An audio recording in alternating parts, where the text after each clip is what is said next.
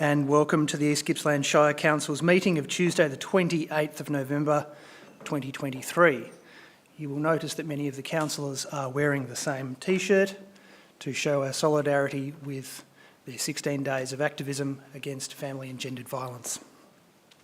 East Gippsland Council live streams, records and publishes its meetings via webcasting. These recordings are available for viewing by the public by following a link on Council's website. During the meeting, any members of the public who are addressing the Council will have their image and comments recorded. No other person has the right to record Council meetings unless approval has been granted by the Chair, which is me. In line with the Local Government Act 2020, councillors are able to attend council meetings electronically or in person, and the meetings will be open to the public via live streaming. If technical difficulties are experienced with the live streaming during the meeting, we may adjourn until the issue is resolved. If technical issues cannot be resolved, the meeting may be postponed to a later time or date.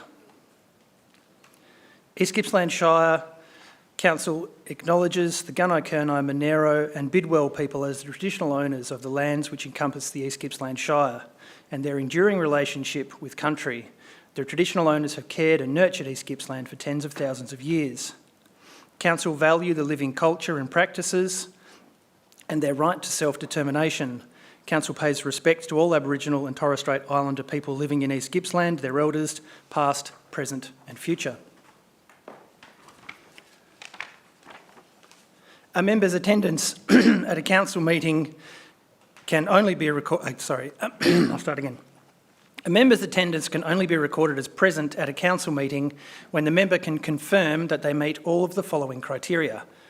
Number one, that they can hear proceedings and can be heard by other members in attendance, and that they can see other members in attendance and can be seen by other members.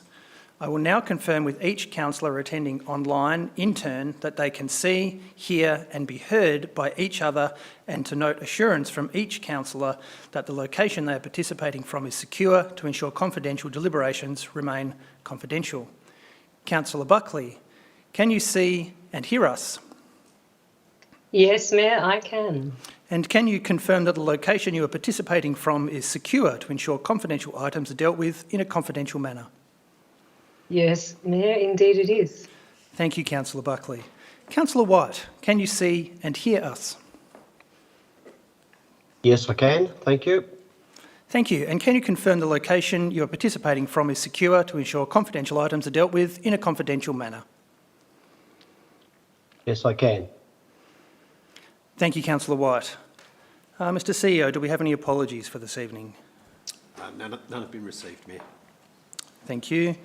Agenda item 1.3, declarations of conflict of interest. Are there any declarations of conflict of interest for tonight's meeting? I see no declarations. Agenda item 1.4, confirmation of minutes. Councillors, will now move item to 1.4, which is confirmation of minutes. Do I have a mover to confirm the minutes of the council meeting held Tuesday 14th of November 2023 are correct? Thank you, Councillor Uri. A seconder, Councillor Stowe. Councillor Uri, would you like to speak to the motion? Councillor Stowe. Very good. Is the motion opposed? In that case, I'll put the motion to the vote. All those in favour? Passed unanimously. The next meeting of Council is scheduled to be held on Tuesday the 12th of December at 2023 at the Corporate Centre, 273 Main Street, Bairnsdale, commencing at 6 p.m. Mr CEO, are there any requests for leave of absence? None have been received, Mayor. Thank you. Agenda item 1.7, the open forum. We'll now move to an open forum. The first item is 1.7.1, petitions. Mr CEO, are there any petitions? No, there aren't, Mayor. Thank you. Agenda item 1.7.2, questions of council. Mr CEO, I believe there are questions of council. Yes, there are, Mayor. We have 11 questions in total. Very good. Members of the public addressing council are reminded to extend due courtesy and respect to the council, its staff and the processes under which it operates. and she'll take direction from the chair, which is me, whenever called to do so. There'll be no discussion or debate with the attendee for public questions or submissions. However, councillors may ask questions of clarification of the attendee. I, as chair, reserve the right to cease a question or submission at any point if it's deemed inappropriate or inconsistent with council's governance rules or mutual respect charter. Each person who wishes to address council will be allocated a maximum of 5 minutes speaking time, and we will sound a sound at 4.5 minutes, so you know your time is almost up. Mr. Basford, could you please read out the first... let me see here, sorry. The first question is from Michelle Wood. She's asked for the CEO to read the question out on her behalf. Mr. Basford, could you please oblige with that request? Yep, happy to do that, Mayor. Thank you. So there are 2 questions, as the Mayor indicated, from Michelle Wood. They relate to item 5.1.1 on the agenda, just for reference. Question 1, is it known what the usage by the owners of the buildings is proposed to be? Rental properties, owner-occupiers, immediate sale. The second question, and I'll read these both together before passing to Mr. McConnell. Do either owners intend to reside at 12 the Backwater at all, or is this purely build and sell? Thank you, CEO. General Manager, Place and Community, would you like to provide a response to the questions, please? Thank you, Mayor, and through you. We don't know whether the dwellings will be owner-occupied or not, and there's no requirement for that information to be provided with the application. And in relation to the second question, I also refer to that answer. Thank you, Mr. McConnell. Councillors, are there any questions of clarification of the speaker who isn't here? So I guess not. Councillor Buckley. Yeah, look, I just have a procedural question. When was it decided that we would be sounding a noise or an alarm at the 4.5 minute mark? Because that wasn't something that has been brought before council. No, that's correct. That's a decision that I took as the chair of the meeting, because I feel that providing a visual or an audio indication of when someone's time is about to expire would be less disruptive than me having to interrupt what they're saying to inform them of such. So I'm happy to have a conversation with you about your views on that, but maybe not now, if that's okay. That would be good. Thank you, Mayor. My pleasure. I'll now ask Mr. Edward Campbell to come forward and ask their question. If you're here, Edward, thank you.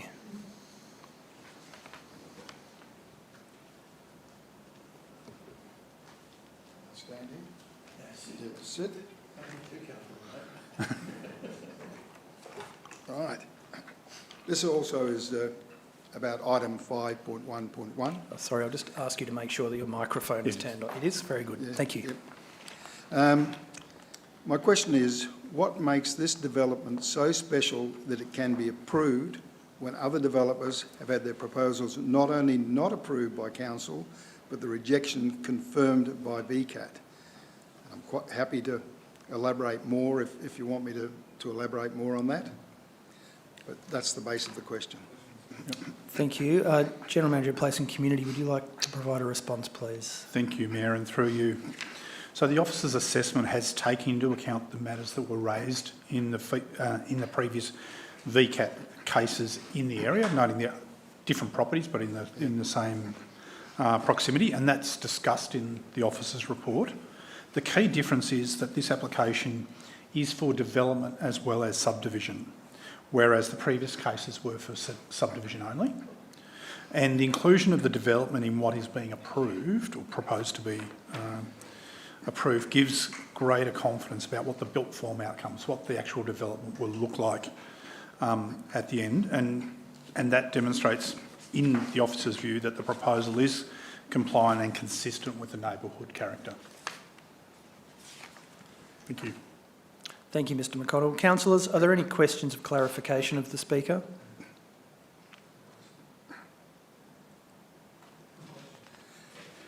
Well, I see none. Thank you. right. I'll now ask Mr Glenn Calvert to come forward and ask their questions. Thank you, Mr Calvert.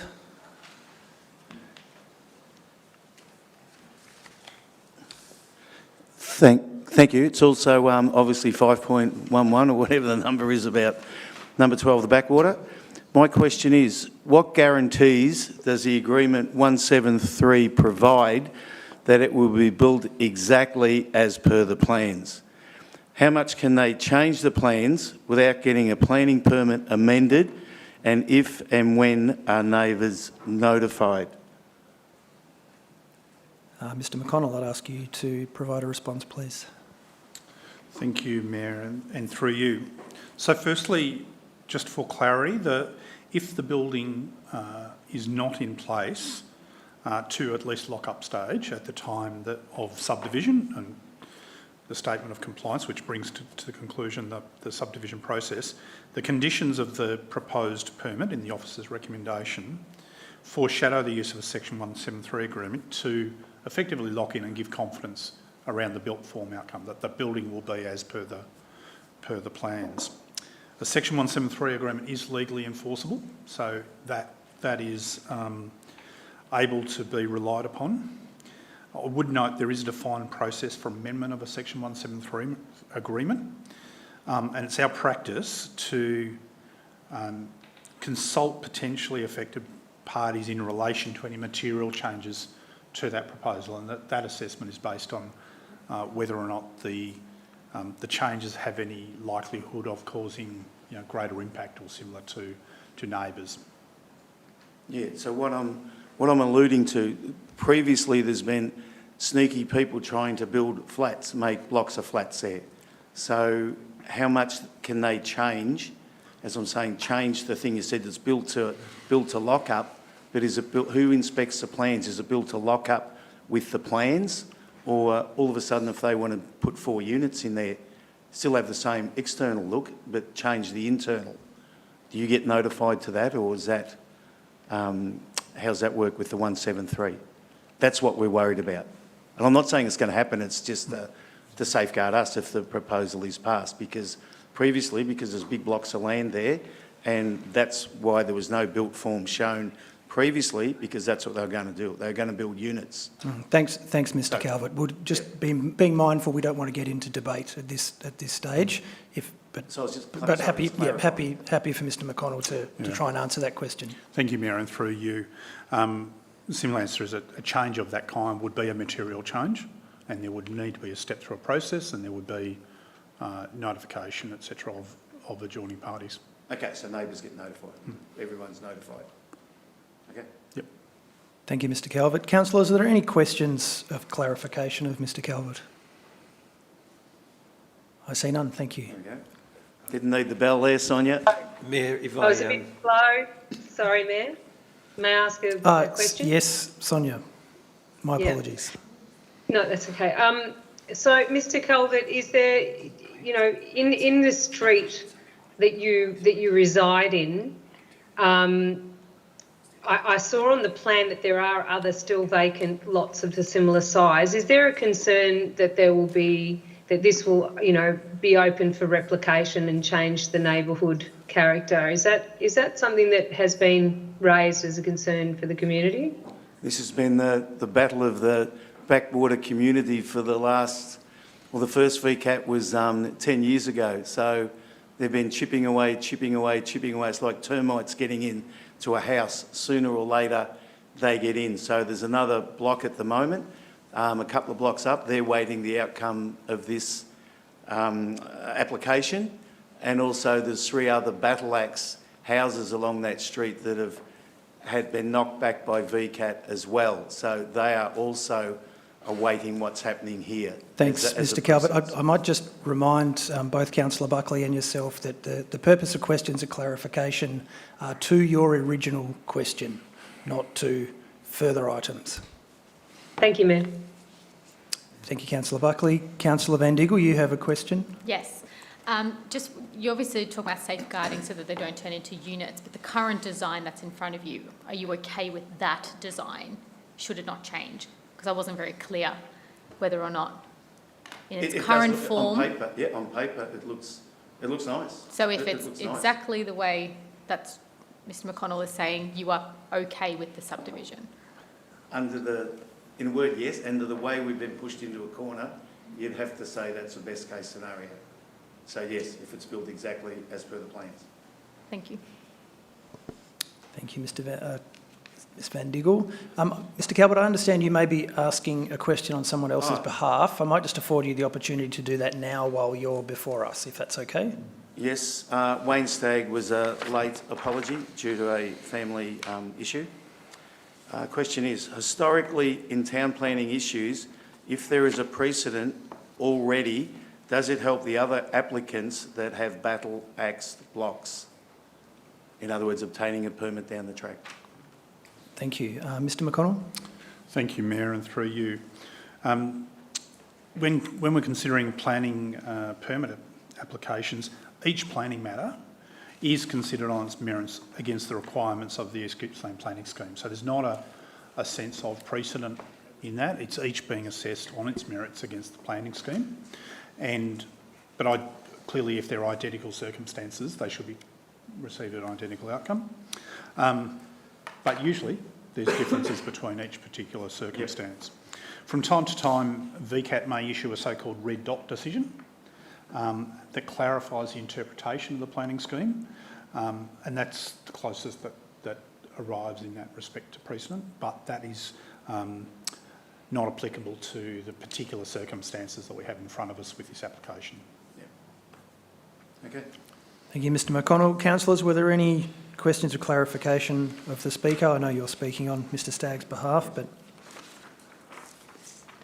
No, I see none. Thank you. Thank you, Tom. Mr Mayor. Tom's fine. The next question is from Laurel Calvert, if you'd like to come up.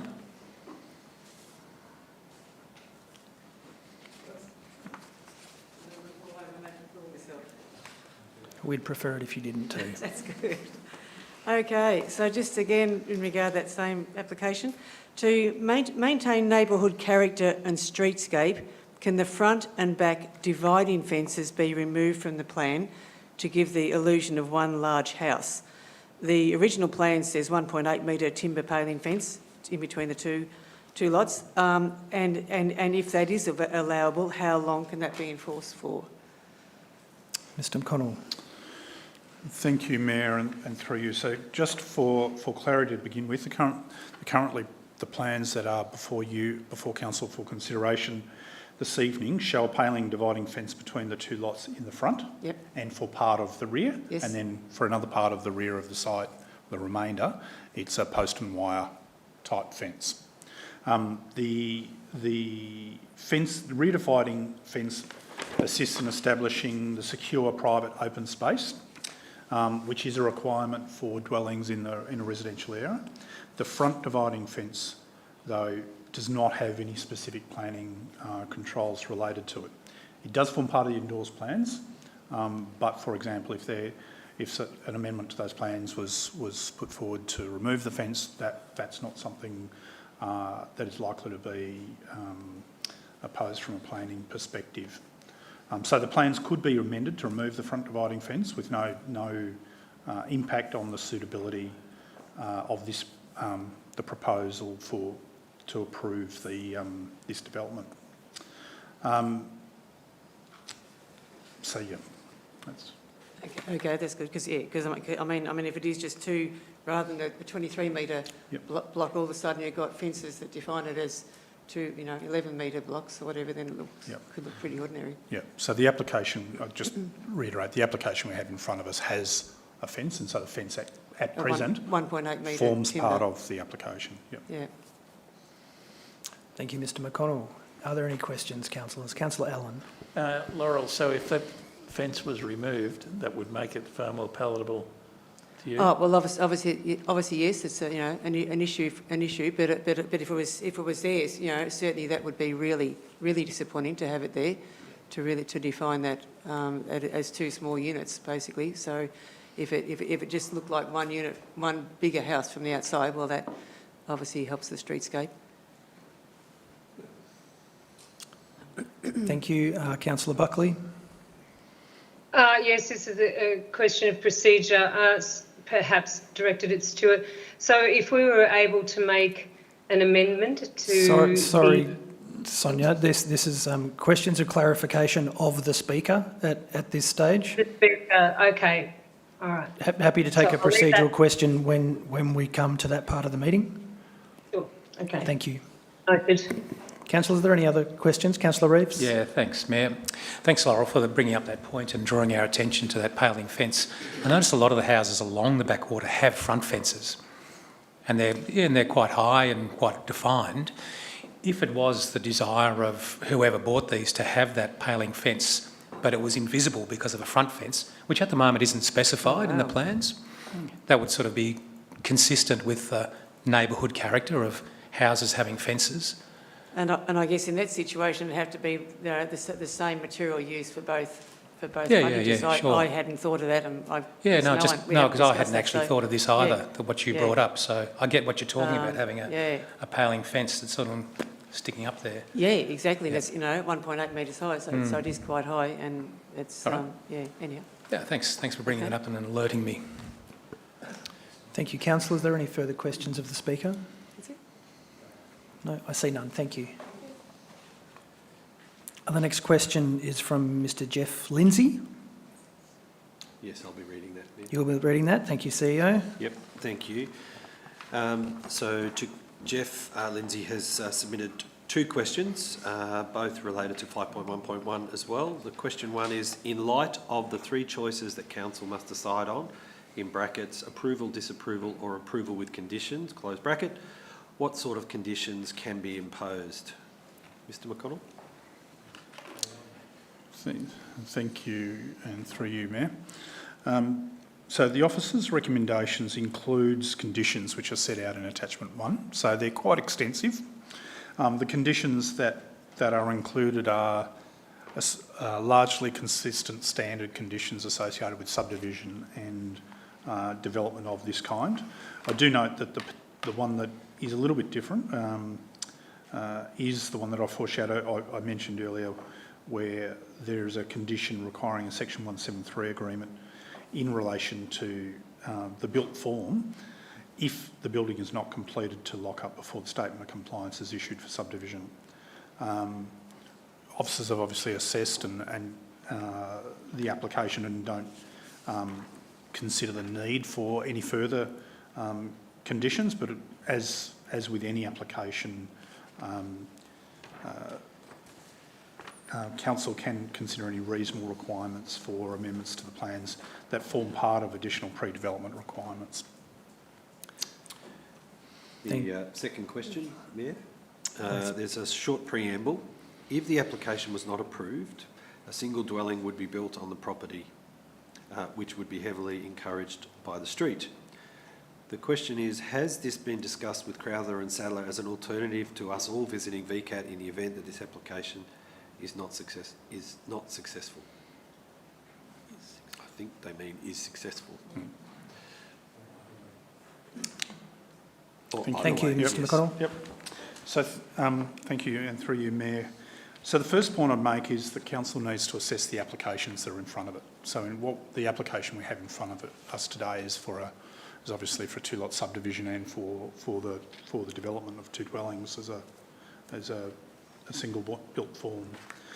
If a single dwelling were proposed on the existing lot, it's likely that no planning permit would be required, or such a permit would be exempt from notice depending on the application. So clearly we'd be in a different situation if a single dwelling was proposed, but that's not what's in front of council for consideration. Thank you, Mr. McConnell, and I note the question is not present, so we won't ask if there are any further questions. The next question is from Marie Stagg, who has also asked the CEO to read the question on her behalf. Mr. Basford, if you could oblige, please. Yep, thank you, Mayor. So there are two questions here from Marie Stagg. The first question was somewhat covered previously by Mr. McConnell, and it goes, has the town planning department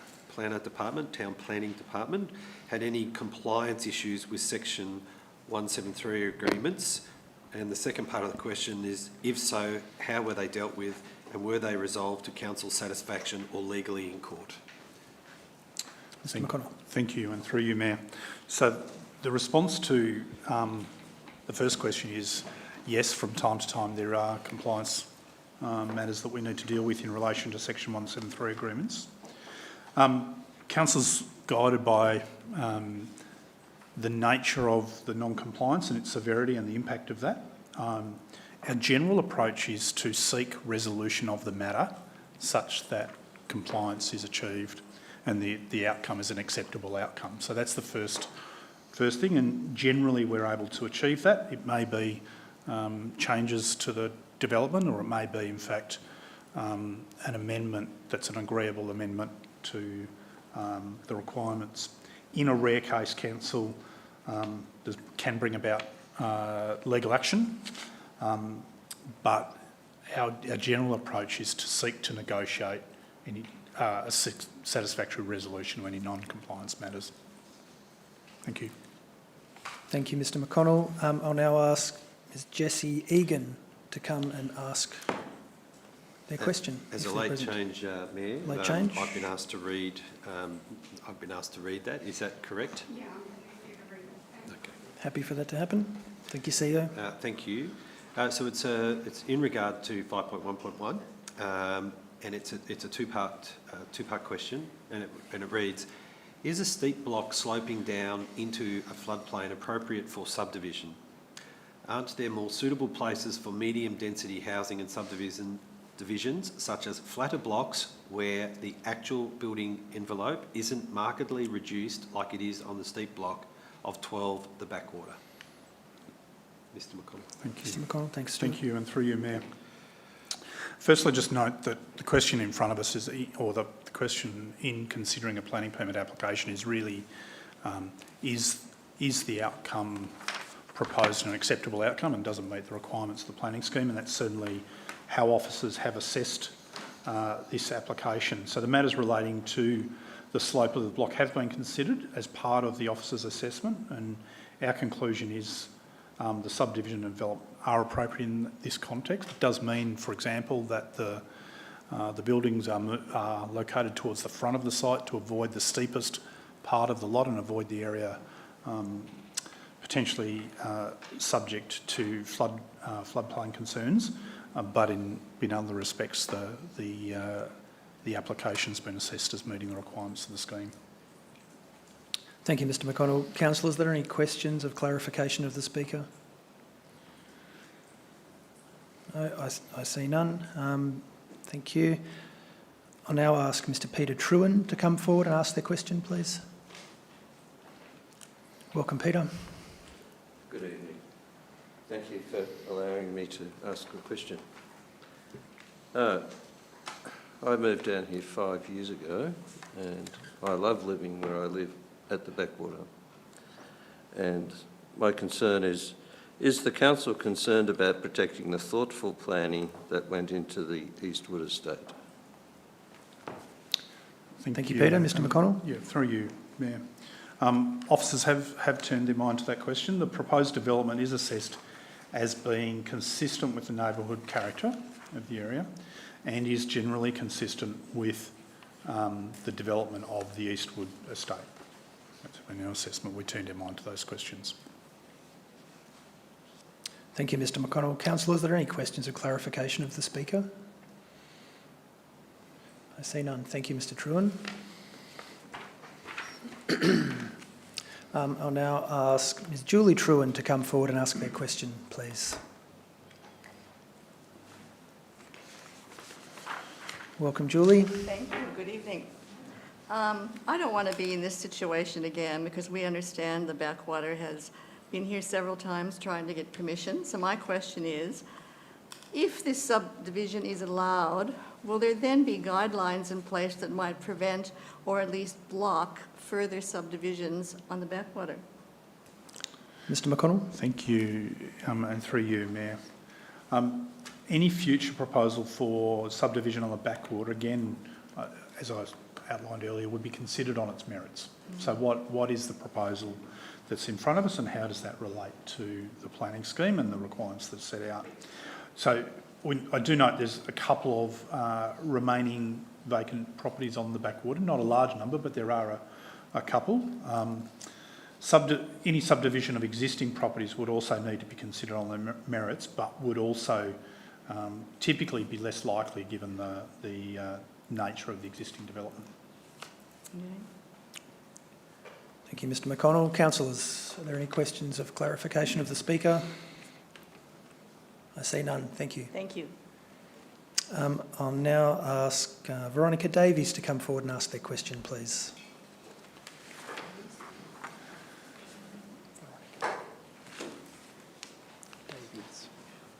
Welcome.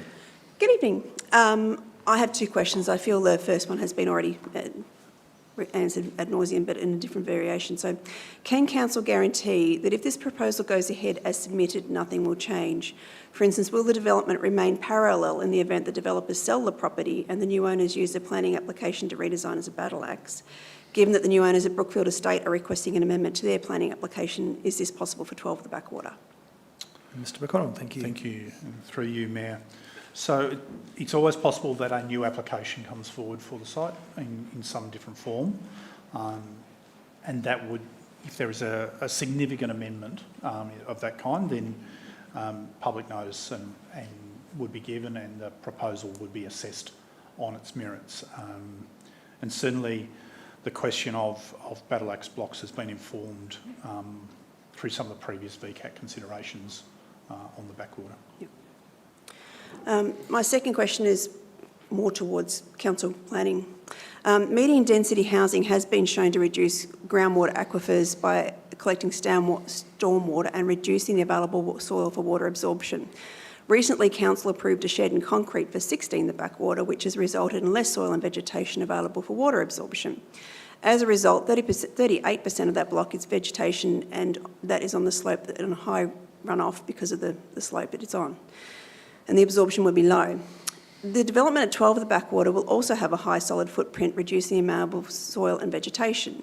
Given that the backwater blocks are larger and have larger areas of vegetation to preserve the water table in the area, this proposal increases the hard footprint and reduces available vegetation.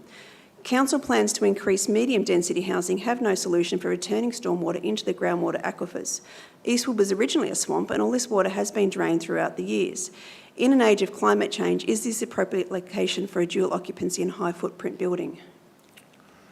Mr McConnell, thank you. Thank you, Mayor, and through you. So this is a matter that us has turned our mind to. The East Gippsland planning scheme requires that surfaces should be at least 20, pervious surfaces, so able to infiltrate, should be at least 20% of the site. In this case, the application proposes 78% of the site is pervious, but admittedly, a significant portion of that is relatively steep. But those two things are held in balance. What I would note is that the combined footprint of this proposal, in the way it's been designed, of the proposed dwellings, is similar to, or in a few instances smaller than the footprint of some of the single dwellings along the backwater. So that's probably also a relevant comparison point. In looking at the plans, though, they're assuming that grass is going to be grown along the sides of the houses, and particularly around a pool, which I doubt anyone's going to have grass around a pool. So I'm assuming that would then get infilled. So that particular part of the plan would be variable, and then thus reduce the available land. So I suppose that's food for thought. It may, although that's probably something we're going to have to wait and see. I think it's fair to say. Yep. That's my questions. Thank you. Thank you. Thank you. Councillors, are there any questions of clarification of the Speaker? No. Okay. I see none. Thank you, Veronica. Cheers. It moves us on to agenda item 1.7.3, which is public submissions. Mr CEO, are there any public submissions? Thank you, Mayor. Yes, we have two public submissions which will both be done at the items. So 5.2.1 and then 5.2.4. Very good. If you could please remind me when we get to those items. Sure Thank thing. you. Agenda item number 1.8, items for tabling. Are there any items for tabling at tonight's meeting? No, there are not. Thank you. Agenda item number 2, notices of motion as identified in the agenda. Councillor Sonia Buckley has a notice of motion at item 2.1 relating to the review of feral animal control approach. I'll now call on Councillor Buckley to move her motion. Thank you. Thank you, Mayor. So take notice that this is my intention to move at the... Do I have to read that bit or just read the motion? I think you can just read the motion part. Yeah, thank you. To seek an urgent review of the Parks Victoria approach to feral animal control in state and national parks, specifically for feral horses and deer. And this review should consider A, the adequacy of current provisions to ensure the physical and psychological safety of the community, including 1, if the current minimum of 300 metre exclusion zone for aerial shooting is sufficient, and 2, if inspection of areas subject to aerial or ground shooting should be inspected to ensure the affected animals are removed or buried on site. And B, how Parks Victoria can partner more with local communities to implement feral animal control through the mechanisms like 1, employing local and experienced community members, and 2, establishing agreements for other humane methods of feral horse control, such as relocation, rehoming and/or fertility management. Thank you, Councillor Buckley. Do we have a seconder for that motion?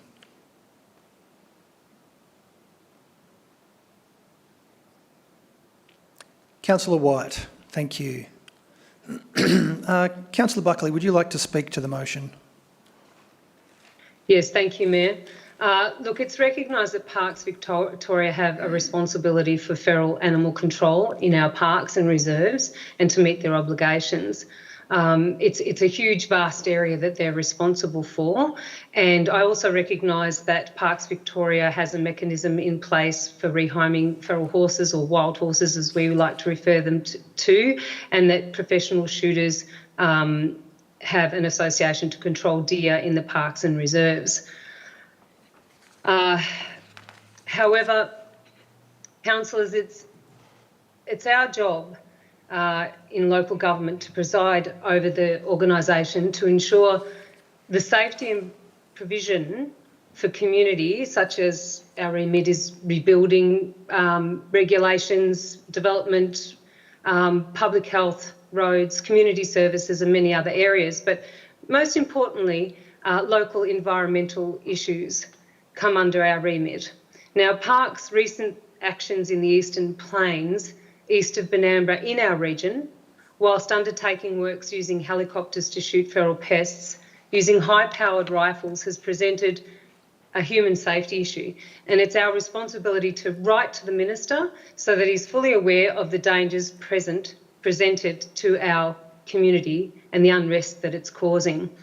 We've been informed by Parks CEO Matthew Jackson, who has stated that only a 300-metre buffer is required from public roads, public camping grounds and private properties, with no requirements for signage to the public. This has created a genuine fear and left our community feeling unsafe in the bush. I've received calls from several people who have relayed near misses from helicopter shooting activity. I have reports of many herds of shot horses. One was found shot in the back, left paralysed and found sitting on its hind quarters. It was found in a weakened state and it had been there for a few days and had mowed down a circle of grass around it to try and survive. There have been many orphaned foals rescued, however, so many more left to starve and perish without their dams, who lay slaughtered in nearby proximities. The claims that herds are not being shot from helicopters are dismissed by local intel who have witnessed their operations. It is our civic duty to write to the Minister so that he may make the decision to review the feral pest management strategy and ensure the public safety issues are addressed and humane management implemented. The action of Parks' feral pest management strategy is putting bushwalkers, campers, hunters and locals at risk. The management plan is also affecting the mental health of many in our community. I would hate to be in the position, councillors, that if a human fatality occurs and that we did not act at this point.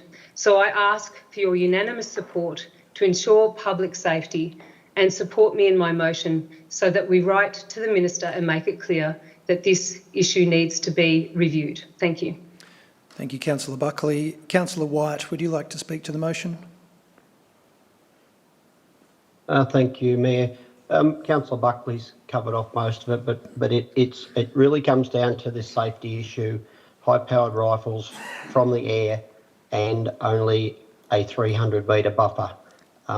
I believe that as a council, I'd urge you to vote that we write a letter to the Minister just simply explaining this situation so as he may possibly order a review of the safety issues around high-powered rifles from the air with such a short range of exclusion, because you would all know how far a high-powered rifle can travel before it does hit something, and I would say in excess of 2 kilometres.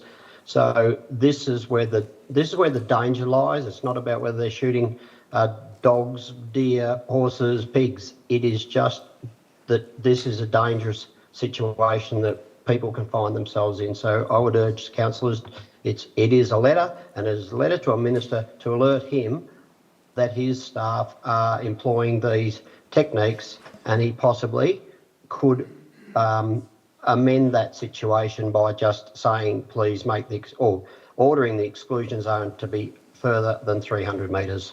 Thank you. Thank you, Councillor White. Councillors, are there any questions? Councillor Van Eagle. Thank you. I just have a question for Sonia. We obviously came up with a position a few years ago.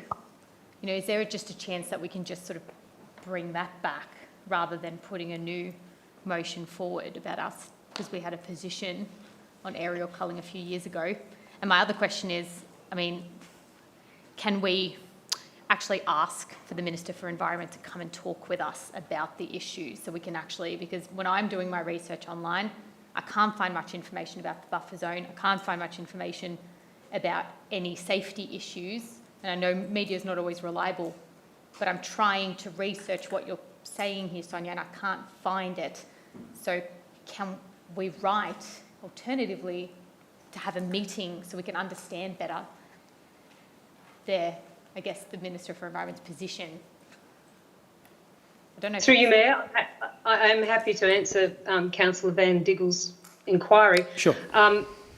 Certainly there was a letter written by the CEO stating that the policy is a 300-metre buffer. That's been forwarded to us in our emails. So we've had a written verification that that's the case. And also in the letter he stated that it was the park's position not to make it known to the public where and when they were undertaking those operations. So therein lies the danger. So that has been certified by the CEO of Parks, and I'm happy to forward that information to you, but it's already in your inbox.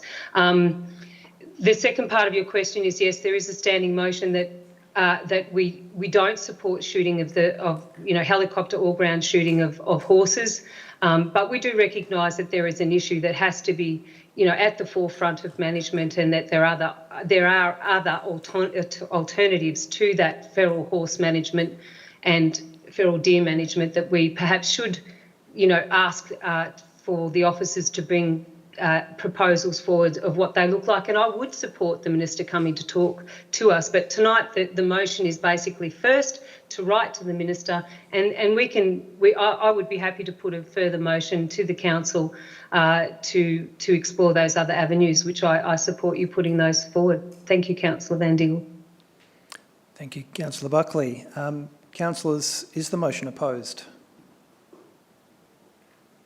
Would anybody else like to speak for or against the motion? No, in that case, I'll put the motion to the vote. All those in favour?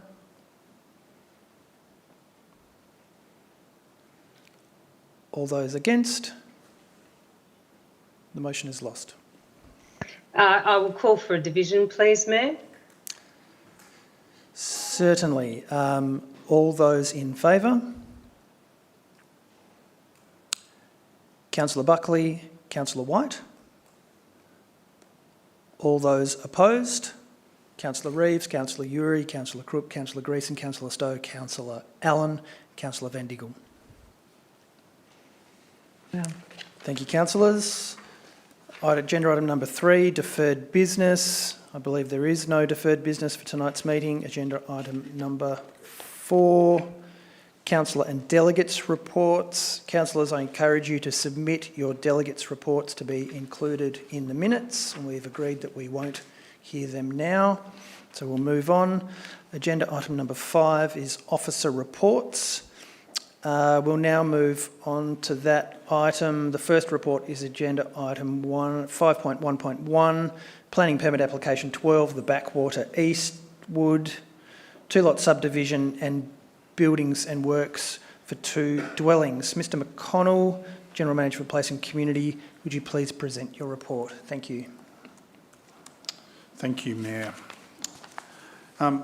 Councillors, before you is a report which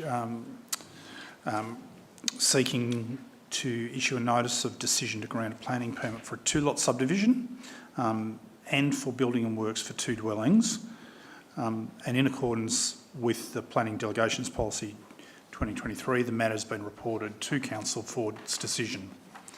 The relevant points in relation to this application is the application was subject to notice and 38 objections have been received.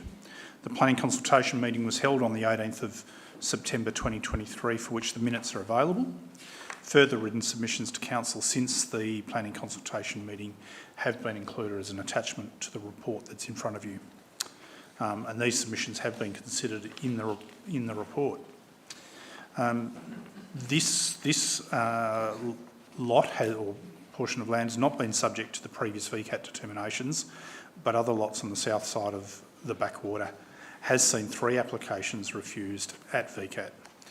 This is the first application to present the full built form outcome alongside the subdivision, giving greater clarity as to the built form outcome and its consistency with the established character of the area. The substance of the objections have been considered, and the point of difference to make between the current application and past proposals refused including at VCAT include we have a duplex development proposed with the full details of that outcome set out in the application. The built form demonstrates consistency with the character established along the south side of the Backwater, and the applicant agrees to a restriction requiring plans to be implemented generally in accordance with those endorsed with the grant of the permit, giving certainty to the built outcome if the subdivision comes first. And I've previously mentioned the provisions there around the Section 173 agreement. Overall, the assessment of the proposal is that it does comply with the objectives of Clause 55 for two or more dwellings on a lot, and Clause 56, the residential subdivision provisions of the planning scheme. The proposal is consistent with and is a strong example of compliance with the purposes of the general residential zone and state and local policies incorporated within the scheme. So the officer's recommendation is to issue a notice of decision to grant a planning permit subject to the conditions that are outlined in attachment 1 of the report. And with me this evening is Martin Richardson, Manager Planning, and Kyra Collins, our Statutory Planning Officer, to assist with any questions of detail that you may have. Thank you. Thank you, Mr McConnell. Councillors, are there any questions of clarification of the officers in relation to the development? Yes. Councillor Reeves. Thanks, Mayor. Officers, when I've been reading through the report, I trawled through and noticed that the title has an existing Section 173 on it. Does that have any implications on the proposed additional 173? Are there any differences? I couldn't really understand. It looked like it was about providing services in those initial construction stages of Eastwood. But are there any issues with 173s on 173s? I don't believe so, but what I might do is I might ask Mr Richardson just to provide some further detail in relation to that, as I understand, as you say, that the previous agreement related to earlier matters related to the development of the Eastwood estate. Mr Richardson? Thank you, Martin. Thanks, Mayor, and through you. Yeah, the Council, the covenant relates back to the very beginnings of Eastwood. So there was quite different arrangements in place in relation to how the development was approved and eventually implemented. The covenants in this case do relate, in fact, to things about provision of services, about footways and roads, about construction of open space. So the covenant applied to the whole estate on the basis that there were a number of incompleted issues, which you would expect with such a large development. And basically with those, the Section 173 agreement simply puts in place various processes to ensure that the infrastructure is delivered and that there's no different expectations about the overall development of the estate. So in a nutshell, it has no impact on the assessment of a dwelling or a duplex on a vacant lot. Thank you, Martin. Councillor Buckley. A procedural question, Mayor. What would be the process to make an amendment to the officer's recommendation or the motion to have some provisions around what the front fence would look like, whether it was a fully enclosed fence or whether there was no fence at all? My understanding would be that could be subject to a 173 agreement, but I'll let Martin speak to that if that's appropriate. Thank you, Mayor. Through you, I have been doing some research. The Fences Act covers the building of dividing fences. We generally stay out of that area of regulation in the planning process because there is a separate act that essentially bestows rights on people to agree on fences. So basically two owners of separate properties can go through a process of deciding what materials, how high and who's going to build it, or they can go through a formal notification process between the two of them and try to reach an agreement through mediation. But the planning system generally doesn't enforce issues in relation to fencing. And I will note that the fences of each of the adjoining lots here both look to me to be 6 foot high right to the street boundary. So I guess, partly, Councillor, your question is about the process. The council could attempt to place a condition on the development that either prohibits a fence or designates what type of fence, but that's unusual for us to do in planning, and my fear is that that would be challenged. Having said that, as I said, I come back to the fact that essentially two neighbours can build a fence to the front boundary by agreement. Councillor Buckley, does that answer your question? Yes, to a degree, but I was just the question came about by Laurel's. One of the questions raised prior is to neighbourhood character, and it was just about the dividing fence in between the two that separated the building to make it look like two separate units. So is there some sort of provision, if that's going to make a big difference for community satisfaction in the outcome to this and maybe avoid the issue going to VCAT, wouldn't that be a good idea to explore that and perhaps make an amendment to the motion?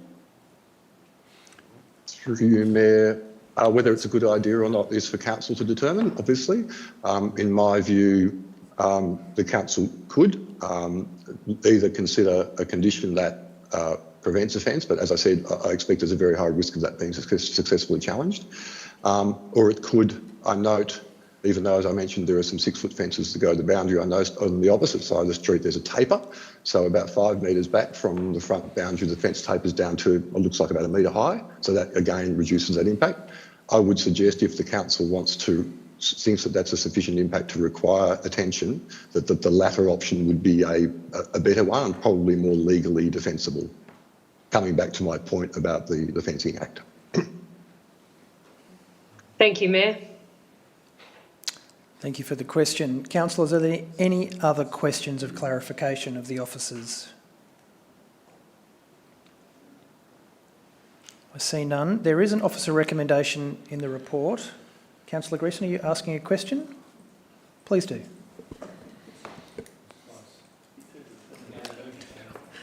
Sorry, it took me a little while to think it through. Excuse me, Stuart, is there a possibility, do you think, for the people who are concerned about the appearance of this property because of the fence, which clearly will make it look a bit different unless, as Councillor Reeves suggests, there's a very high fence right across the front. Is it feasible for these people to approach the developer with support from council?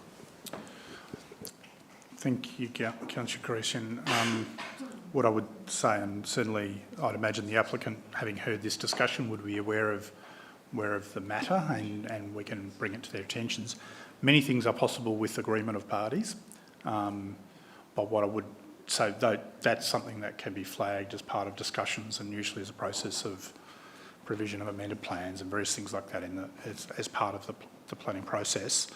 But I would also just highlight that that's really about what's established at the time of construction, and the Fencing Act is the legislation that would govern the arrangements over the longer term. But certainly we can have that discussion. Councillors, are there any further questions of clarification, officers? Councillor Van Diggle. Thank you. Sorry to leave it to the last minute. The 3 that have been refused were based on the fact that it was a battle axe block, but was there also one from my reading that I understood it was just split in half, and they were refused based on the fact that they weren't one duplex, I suppose, that looked like one existing building? Am I right with that, with my reading? So I might ask Mr Richardson to respond to that. I think both things are at play to some extent, but I'll ask Mr Richardson to respond. Thank you, Martin. Thanks, Councillor, and through you, Mayor.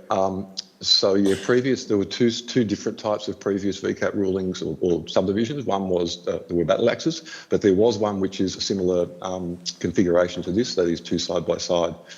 The point of difference with that VCAT decision, and it's made very clear in the members' findings, is that there was no certainty about what would be built. There was a building envelope put forward, but it wasn't included in the plans. It was just put on the table. And so therefore, if the subdivision had been approved, then there would have been no certainty whatsoever as to what bulk or scale or size of buildings were built on the lot, because under a residential zone on a single lot, the system's a lot freer.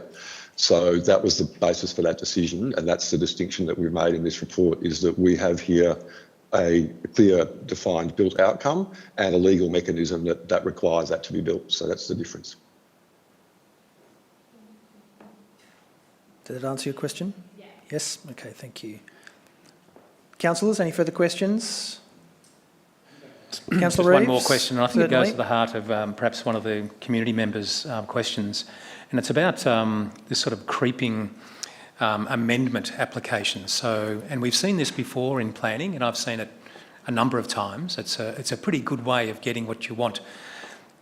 Let me explain, councillors, and that is that you can get your planning application approved and then submit a variation or an amendment and sneak the height up 30 centimetres or stretch things. How can we ensure that what is actually approved is signed, sealed and approved, and we don't see an amendment application with that creeping change, which is often invisible? It can often get that application without having to give notice. Thanks. Would you like me to take that? Thank you. Mayor? Thank you, Martin. So thanks for the question, Mayor, and through Councillor Reid and through you, Mayor. There's nothing, in essence, and I guess it's contrary to what people might think is common sense, but this is the planning system sometimes. There's nothing to stop anyone applying for an amendment to any permit. And there's nearly always a very good reason for that. So often we get amendments to permits if someone discovers on site which requires a shift. Let's say there's some sort of environmental issue, or there's some sort of requirement that comes out of changing legislation for solar or energy efficiency, etc. So sometimes there's a very good reason. In this case, I won't use the word guarantee because we don't use that as officers in delegation, but I would give my word that an amendment to this application would be gone through with a fine-tooth comb. And the officers often exercise powers in terms of giving consent under our delegation, and often go back to applicants and say, no, that's a bridge too far. We'll take that right through the process. Or alternatively, as is commonly the case, we say that's a minor amendment that will have no visual or other impacts, and therefore it's reasonable to approve it. But again, I would emphasise that the sensitivity of this case will mean that nothing's going to slip through the cracks, and I can give that assurance. Thank you, Martin. Thank you, Mark. Councillors, last calls for questions. We do have an officer recommendation in front of us. Kirsten? No, I was just going to ask with Councillor Buckley's, are we able to put an amendment with a condition about the fence? I mean, we can't do that? To answer your question directly, yes, you are able to move an amendment. There is a process, obviously, in that. Do you want to second that, Mindy? Okay. I mean, I would personally feel more comfortable with an amendment. I would like to put that forward. I mean, that's literally the one suggestion to make it more palatable today. Happy to take some advice from the CEO. Thank you, Mayor. Just to be clear, there is no motion at this point in time, so there's nothing to amend at this point in time. So when can we put an amendment forward, if at all? When a motion is put, or when... yes, when a motion is put. Councillor Uri, do you have a further question? No, I would like to move the officer's recommendation, Mr Mayor. Okay. Happy to second it. I'll just make sure there are no further questions. No? So I'm happy to receive that motion and happy for it to be seconded. Thank you. Councillor Uri, would you like to speak to the motion? Yes, thank you. Just briefly, Mr Mayor. I'd firstly like to thank all the people in the gallery and people who haven't come this evening for their written and verbal submissions. It's been good to hear from you, and because you obviously love your area and value it very much. And I think if I was in your position, I'd be doing exactly the same as you've done. So thank you for putting your thoughts forward. But on balance, I think I'm persuaded by the officer's recommendation in that I think the proposal before us would not put at risk the local amenity, given the conditions that are proposed to go with any approval of this proposal.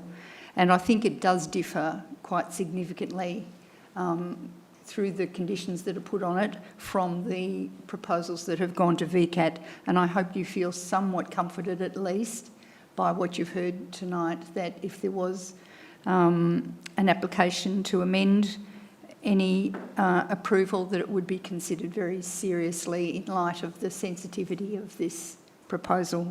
So I'm happy to support the officer's recommendation, and I recommend to my fellow councillors that they do the same. Thank you. Thank you, Councillor Uri. Councillor Reeves, would you like to speak thanks, to the motion? Mayor, and councillors, and especially to those gathered here tonight. I just want to thank you for your good questions tonight. I think they were really pointed, but I also think that the officers gave good responses, and I hope were satisfactory responses. And we've been through the PCM process, and it's been a process that I think has allowed some really good, robust discussion. And I think I just want to thank both sides in this particular, the proponent and those community members who had concerns. I think that there's been a bit of a meeting along the way to get an outcome that is proposed here. You know, my intention is to clarify that my understanding that this application does meet the objectives of the planning scheme, and I recognise and realise that there may be individual perspectives and views, but I'm also aware of the 3 previous matters that result in the VCAT determinations and was around for the 2016 one, and this is significantly different. It's always been my view that planning matters should be determined locally.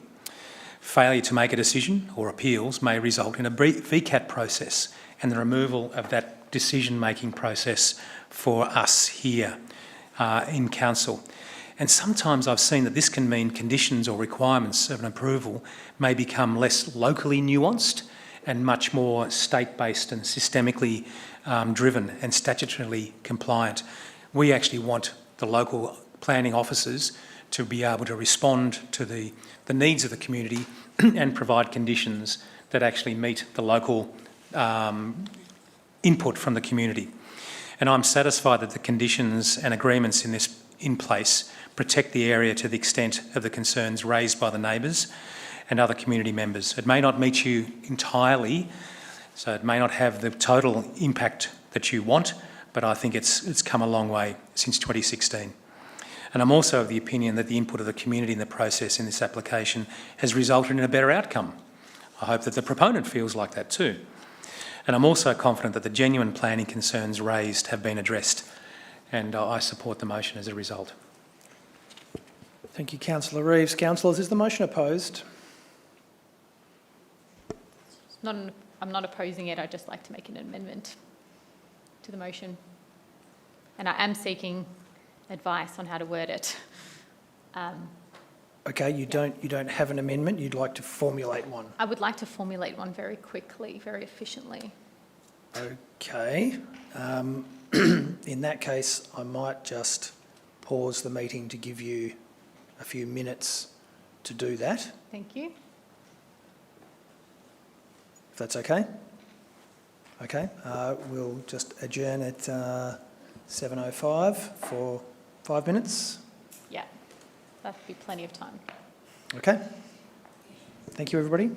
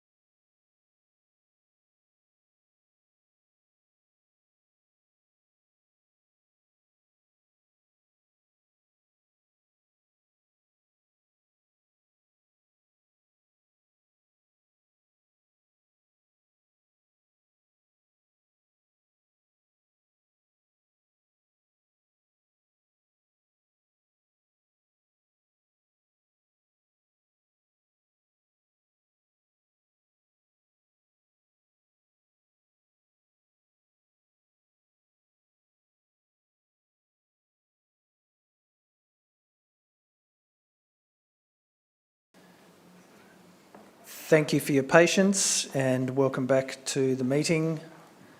Councillor Van Diggle, you were proposing an amendment or seeking to propose an amendment. We've just paused the meeting to allow you to consider your options there. Yes. Would you like to? Thank you. Unfortunately, I don't think I can progress with the amendment because it wasn't proving very easy to do that legally. But I guess my reason for doing it was I feel like our planning consultation meetings are kind of tokenistic if in the end of the day we don't actually take into consideration any of their recommendations. So, but I'm not going to progress with the amendment because it was too challenging to find a legal standing, which is obviously important when it comes to an amendment. So please progress. Critical, otherwise the amendment would not be legal. Thank you, Van Kirsten.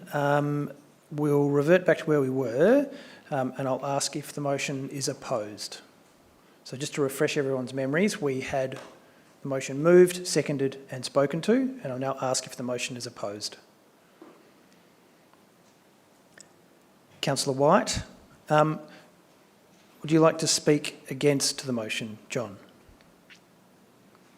Thank you, Mayor.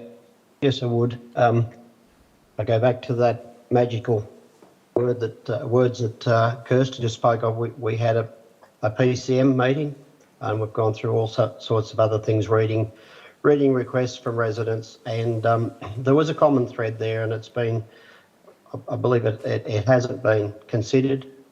I think the word ignored might be a bit too strong because the officers have made a recommendation, but the thread there was the neighbourhood character and the fact that there are still vacant blocks on the Backwater, and if this proposal does go ahead, there's a precedent being set, and I don't think that's right for the original developer. The homes that are built there now are what he envisaged. There's some beautiful homes there on very large blocks with magnificent views, and I think that this proposal does not suit that neighbourhood character, and it would also, as I said, create a precedent. So I just don't support it. Thank you. Thank you, John. Would anybody else like to speak for or against the motion? No, in that case, I'll put the motion to the vote. Sorry, Councillor Uri, I believe you have right of reply.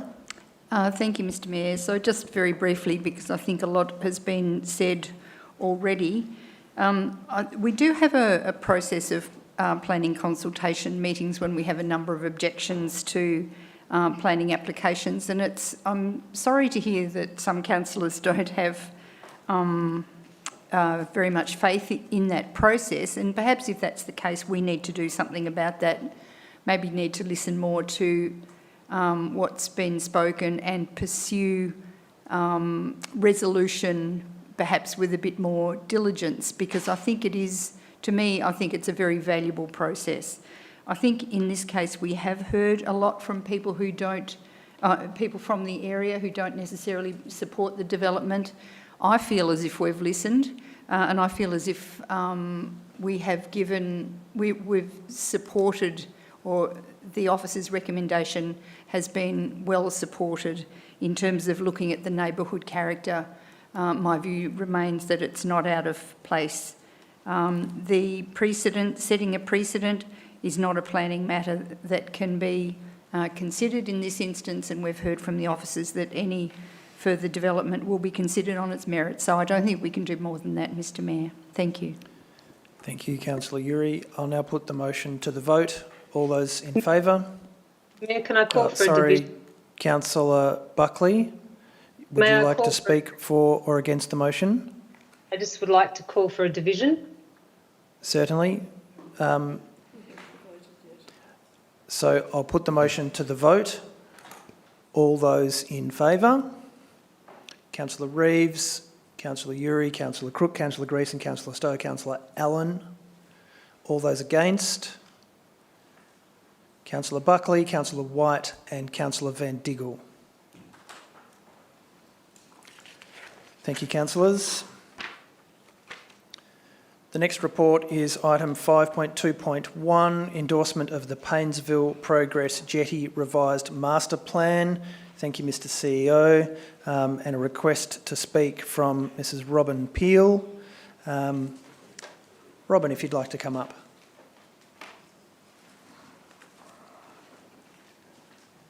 Thanks, guys. We'd love to stay.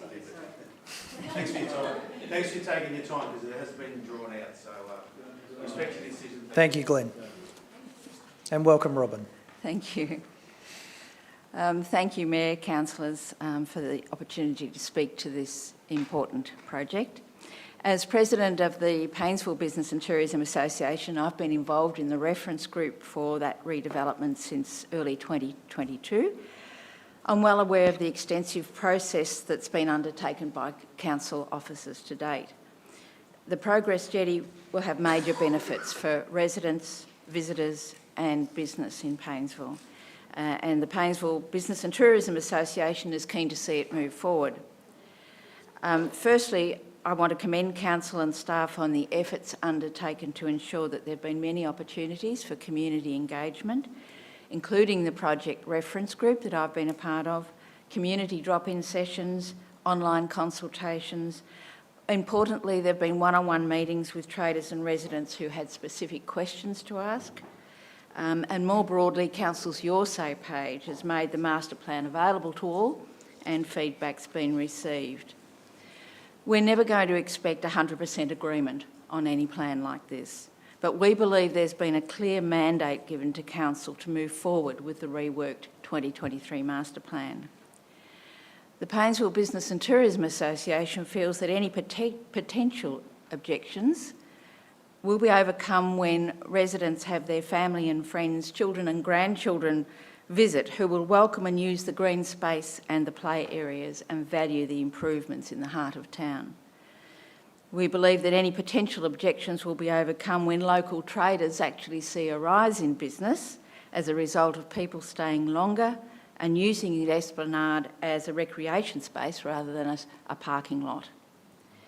We believe that any potential objections will be overcome when the community comes to appreciate the environmental value of creating more green and taking away the concrete spaces. There's another important element in the plan. Paynesville is known as the heart of the Gippsland Lakes, but its commercial layout presents as two sections without an actual heart. This master plan brings together the two sections via planting of a corridor of trees in what we call no man's land, the vacant blocks along the esplanade between Raymond and Wellington Streets, and that will address a long-held concern.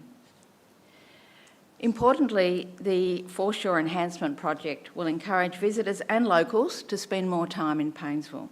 Already tens of thousands travel through Paynesville to walk the Koala Trail each year, and now they'll have incentives to spend the time in Paynesville relaxing by the beach in a green recreation area with play equipment for the kids. More time spent means more money spent on food, drinks, reading material, mementos of their visit. In turn, word of mouth will bring family and friends to visit, and this will clearly benefit all the traders in Paynesville. Concerns about car parking have been raised by a few, but we consider this an ill-informed view. If anyone is still unhappy about the loss of car parks, they should consider that currently there are 180 parks. The master plan has 259. It's unrealistic to expect to park in front of a specific shop. Traders who currently park all day in front of their own shops might need to park around the back. It's not unreasonable. And we also notice that short-term parking has been provided for in the plan to improve parking turnover. So in summary, the social, economic and environmental benefits for Paynesville of this project are evident. The plan's been substantially tested and communicated to locals with feedback received and acted upon.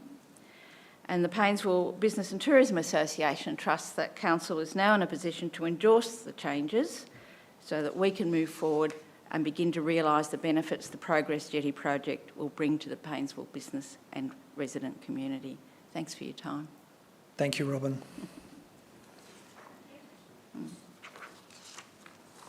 I now ask Ms Weigel, the General Manager for Assets and Environment, to present your report, please. Thank you, Mayor. Councillors, the purpose of this report is to seek Council's endorsement of the revised Paynesville Progress Jetty Masterplan.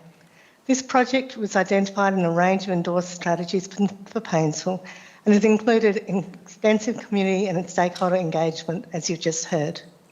The project is currently at the detailed design stage, which had identified some traffic safety challenges with elements of the design that had been previously presented to Council. Therefore, the plan has been amended to reflect the necessary changes. It is somewhat unusual for a design to come to Council for endorsement, and the reason for doing this is that the design was presented to Council as part of a response to a petition in November of 2021, and there have been some changes in the design since then. The current design is provided as Attachment 1. The main changes in the plan focus on changes to the parking. Angled parking has been removed from both sides of the plan and the esplanade and replaced with parallel parking. The reason being that a road safety audit confirmed that the road was not wide enough for such a treatment. The movement back to parallel parking has been compensated for by providing an additional 22 new car spaces within the foreshore car park. I draw your attention to the table on page 283 of the agenda that shows that this design provides an additional 79 car parks that are currently there. As you've heard, timed and short stay parking provisions will also be introduced outside high turnover businesses such as the newsagents. The design review has been guided by a community project reference group who have also looked closely at things like the accessibility of the toilets, and there's been a strong desire to retain the green spaces but provide all accessible parking close to the toilets and link directly to the toilets by pathways. The final amended proposal provided this evening is a result of the extensive consultation that you've just heard about from Robin on behalf of the BTA. As you've heard, there isn't unanimous support for the design, and that is not unusual for a design of this nature. But the project has received broad support from the Paynesville and District BTA, the traders and community throughout Paynesville. Should Council endorse the finalised master plan, this project will then move through and finalise detailed design and seek external funding to complement Council's own funds to allow us to implement the design. I'm happy to take any questions, and with me this evening is Zoe Delaney, our Acting Manager of Infrastructure Projects. Thank you. Thank you, Ms Weigel. Councillors, are there any questions or clarification? Councillor White. Thank you. Yes, I'm just looking at that the car parking summary, and I just noticed that IGA at 84 has remained such right through. Is that just the fact that that is their own private car park? Council has no control over that. Is that all it's about? That they've remained at 84? They've remained at 84 through you, Mayor. They have remained at 84 because it's already a developed car park. The car park is actually partially on council land, and council went through a process of providing parking to attract the IGA into Paynesville probably about a decade ago.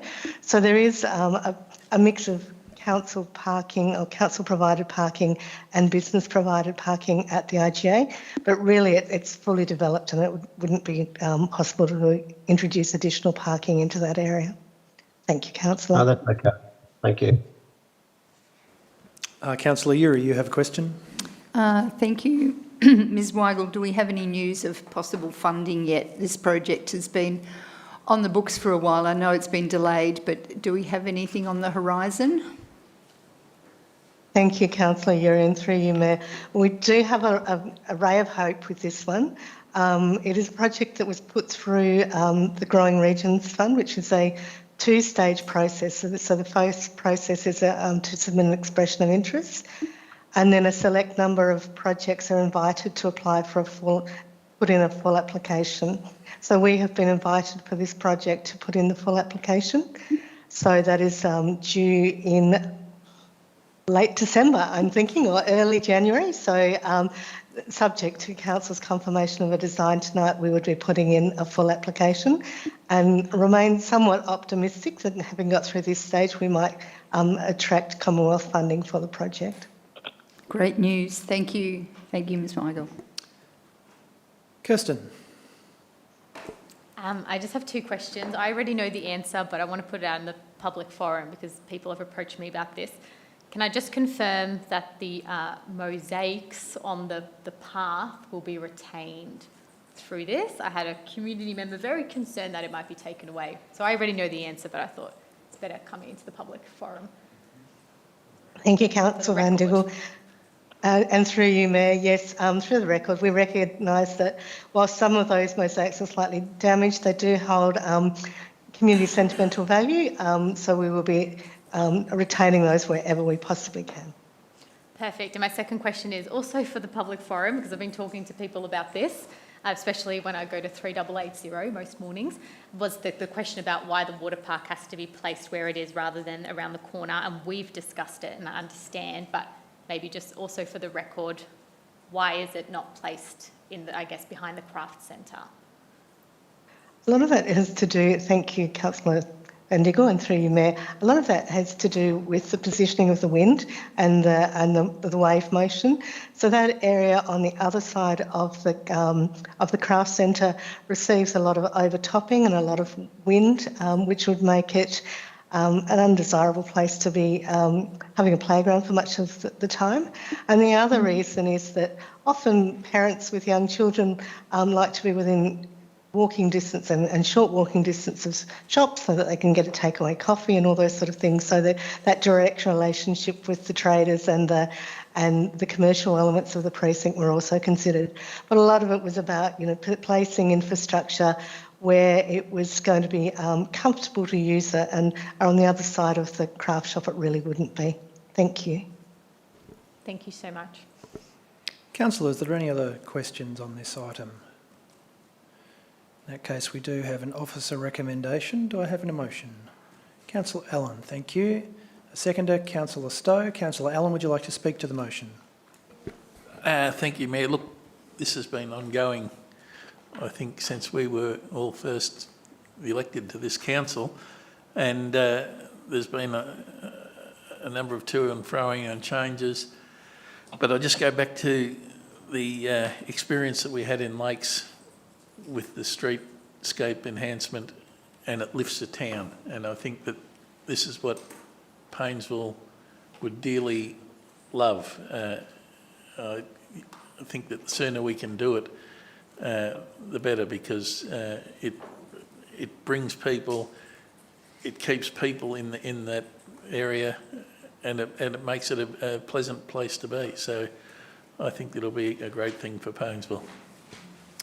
Thank you, Councillor Allen. Councillor Stowe, would you like to speak to the motion? Thank you, Tom. Consultation's been completed. We've made some changes.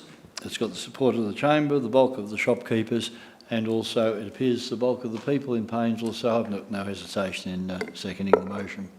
Thank you, Councillor Stowe. Councillors, is the motion opposed? Would anybody else like to speak for or against the motion? Councillor Uri. Thank you. I'd just like to thank you, Robin, for coming in this evening. We don't always have people coming in and commending council on the work that's done around consultation. It's really great to hear, and after all, consultation can be tricky and bumpy. I think we all know that, but thank you for your beautiful report tonight. Thanks, Mr Mayor. Thank you, Councillor Uri. Councillors, are there any other speakers for or against the motion? I see none. In that case, I'll put the motion to the vote. All those in favour? And that's passed unanimously. Thank you, councillors.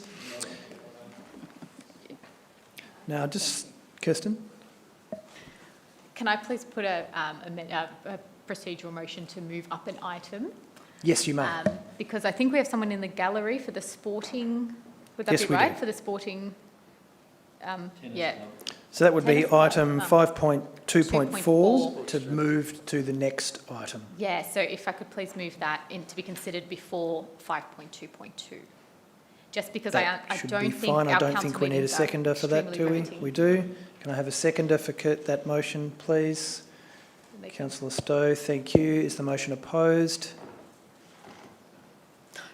Then they can go home. Don't need to go into debate, don't need to go to the vote. We still need to vote. Councillors, I'll put that motion to the vote to move that agenda item up. And that is passed unanimously. Thank you, councillors. So in that case, we'll now... I'm not calling for a division, no. Thank you, Councillor Reeves. So we'll move to agenda item 5.2.4, which is the draft East Gippsland Sporting Facilities Plan. And I believe we have a speaker, Mr. Boyd McPhee. If you'd like to come and speak to the item, please. Thank you.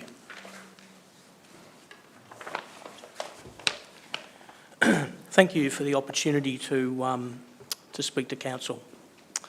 Look, I'm here as a representative of the Lakes Entrance Tennis Club, and the committee have asked me to come along and read a short blurb about their thoughts at the moment. We, the committee of the Lakes Entrance Tennis Club, are most concerned about the plans for the Aquadome precinct.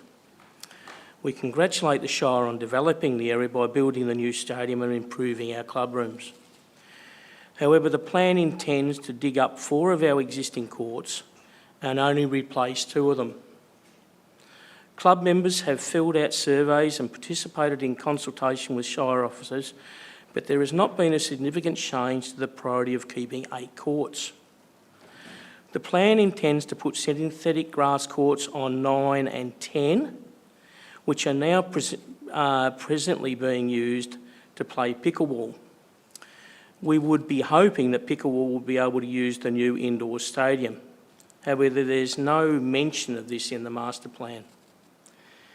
Some 20 years ago, we made the strategic decision to relocate from the footy oval to the current facility to accommodate our expanding membership.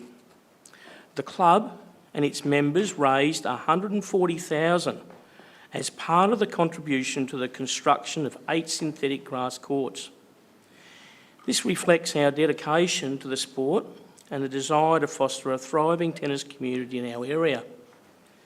We also, with community support, moved an existing house from number 1 to the site which we're as our present clubhouse. Recent challenges, such as the impacts of COVID-19 bushfires, have underscored the vulnerability of our sporting facilities, particularly the tennis club. Despite these adversaries, our club has persevered and appointed a new president, welcoming back a seasoned coach. The leadership transition has invigorated our commitment to fostering young talent through our junior program, which has become an integral part of our club's identity. Our biggest success in rebuilding has been our junior program, catering for ages 5 to 16. This involves coaching sessions during the week, Saturday morning competitions, junior hit-ups. The program's success is evident in its growth, fuelled by in-school coaching, holiday clinics and open days. When schools come to the tennis club, we need those 8 courts. The program will only continue to expand as our club continues to place focus on our building our junior programs. Simultaneously, our adult tennis community has experienced significant growth over the past 10 months, with Tuesday night tennis evolving from a casual hit among 8 players to 5 teams. The increase in participation can be attributed to our consistent promotional efforts in the introduction of cardio tennis sessions, testament to our coaches' dedication to building player confidence. Pickleball too has become a popular activity. One of the highlights in our club calendar is the New Year tournament, a pivotal event that not only promotes our club, but also generates substantial revenue, hosting up to 60 competitors in its peak year. This tournament is at risk if we lose our courts in the upcoming development. It is disheartening to note that the preservation of our 8 courts has not been prioritised in the Aquadome development plan. In the master plan, in the description index, it labels our courts 5 and 6 as future use to be determined. Despite our ongoing efforts to rebuild and create positive, inclusive environment within our club, the absence of a commitment to these courts jeopardises our ability to move forward. We implore the Council to reconsider and include a guarantee of 8 courts in the proposal for the new stadium. To support our case, we will diligently gather in data on court usage and participation numbers, providing a comprehensive understanding of why retaining 8 courts is vital to the continued success of our club. We appreciate your time and attention to this matter. The Lakes Entrance Tennis Club is not only a sporting facility, but a vibrant community hub that thrives on the shared passion for tennis. Your support in preserving our courts will not only safeguard the future of our club, but will also contribute to the well-being and unity of our local community. Thank you for your consideration. Sincerely, Lakes Entrance Tennis Club members and committee. Thank you. Thank you, Mr McPhee. I'll just ask the General Manager for Assets and Environment, Ms Fiona Weigel, if you would please present your report.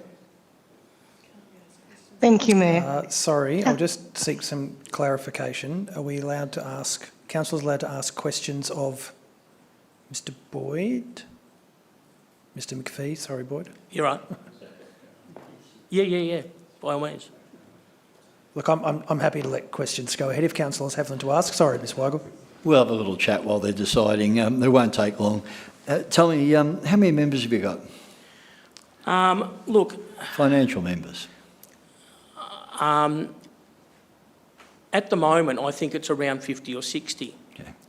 And it's not the way to go to actually base the usage of the courts on the members that we have. Because we've got schools coming, we've got programs, people coming to use the courts that aren't members, all right? And that's one way of analysing, you know, the usage of the courts, but it's not the whole overview of exactly what's...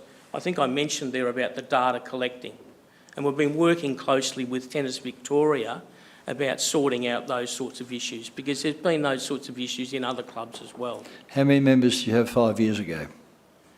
That's a very good question.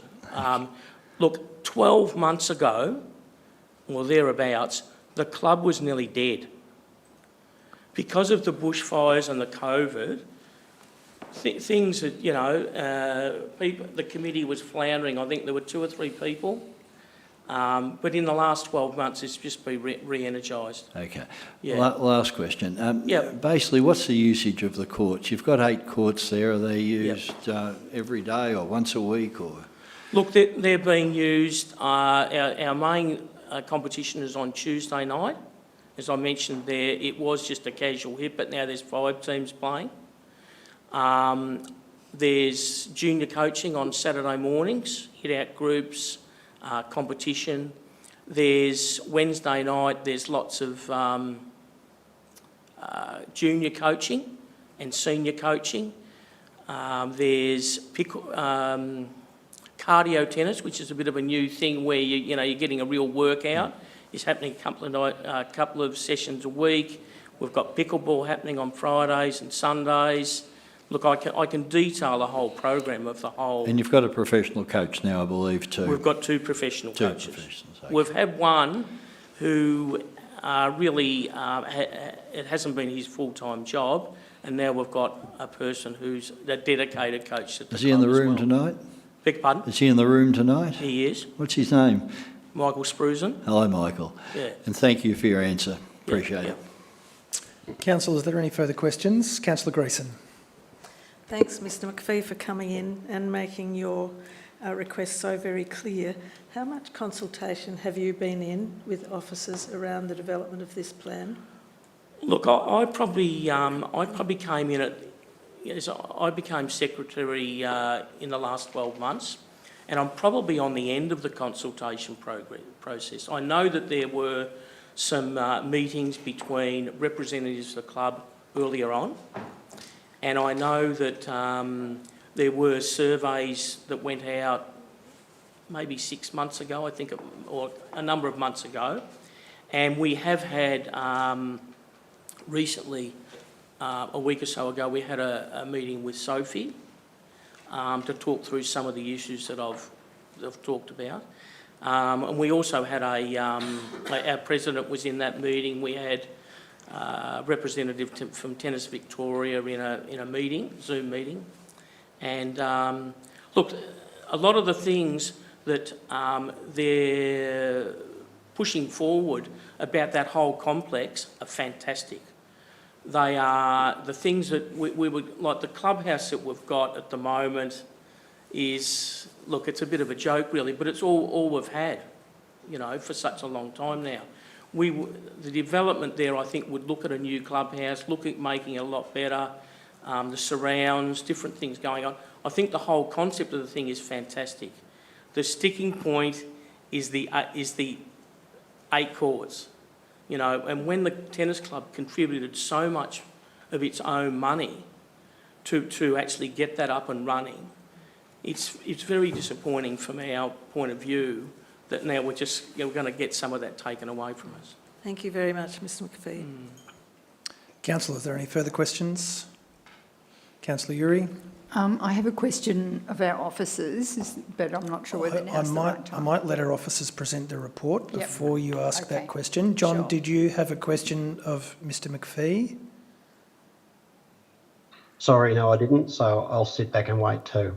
Okay, councillors, are there any further questions of Mr McPhee at this stage? No, very good. In that case, Fiona, my apologies again, General Manager for Assets and Environment, I'd ask you now to present your report. Thank you.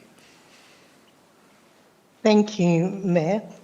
Councillors, I might present the report and then I'll touch on some of the issues that have been raised by Mr McPhee. But before you tonight is the draft East Gippsland Sporting Facilities Plan, and it has been developed to provide a strategic, long-term and evidence-based approach to the development and management of select sporting infrastructure across the Shire. The plan follows on from the award-winning Bairnsdale Sporting Facilities Plan and reinforces the sports facility planning principles and framework that not only guides the master plans within this plan, but also provides the guidance for all future sporting facilities developed across the Shire. The plan does not address all towns and all facilities, rather it focuses on sports and facilities that are typically played at locations where multiple organised sports take place. As such, motorsports, equestrian sports and golf and others are not analysed with this report as they are typically conducted at standalone facilities with minimal interaction with other sports. As such, standalone master plans and specialist sporting plans are appropriate for these activities. The plan does not lock council into a timeline. It is a long-term 15-year plus strategic approach to development. The value of the plan is that it provides a clear prioritisation and scoping of projects to inform the development of future budgets and funding bids. It also, wherever possible, encourages co-location and shared facilities. Extensive consultation was undertaken throughout the plan development with a number of key recommendations driven by community output and a number of changes being made to the plan in response to community feedback. Councillors, the report is here for your consideration tonight, but I would just touch on this evening and acknowledge that Mr McPhee has come in to represent the Lakes Entrance Tennis Club, and as he indicated, I can confirm that as recently as last week, officers met with the club to resolve some of the issues, including things like stormwater impacts, club rooms that are in poor condition, and the fact that acknowledging that the club raised significant funds for the courts. We acknowledge and commend the work that the club has done, and we're committed to supporting tennis to increase participation through facility development, club rooms, lighting and assistance. The report before you and the plan does indicate we would be keeping 6 courts at this point in time. There is potential to increase that to 8 courts once we've done the detailed design for the indoor facility. At this stage, it's just too early to understand whether we can fit both the courts and the indoor facility into the same location. As councillors know, Lakes Entrance is challenged by a limited amount of flat land, and we're really trying to make that as used by as many sports as we can. As you know, we've also heard often from basketball about the inadequacy of their facilities to support the growth in their sport. The provision of the 6 courts for Lakes Entrance is considered an appropriate number, and we have also consulted with Tennis Australia on this. You know, the hierarchy for a town of Lakes Entrance size and proximity to Paynesville is 4+ courts. So we're moving beyond what is kind of the framework or the hierarchy to try and retain as many courts as possible.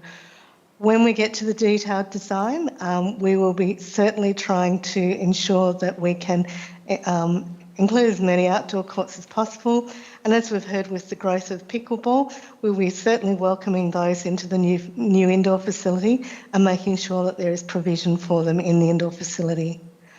Councillors, I present the draft plan for Council's formal consideration. And with me this evening is Wayne Richards, our Manager of Community Facilities and Open Space, who's available to take any questions of a technical nature. Thank you. Thank you, Ms Weigel. Councillors, are there any questions of clarification of the officers? Councillor White.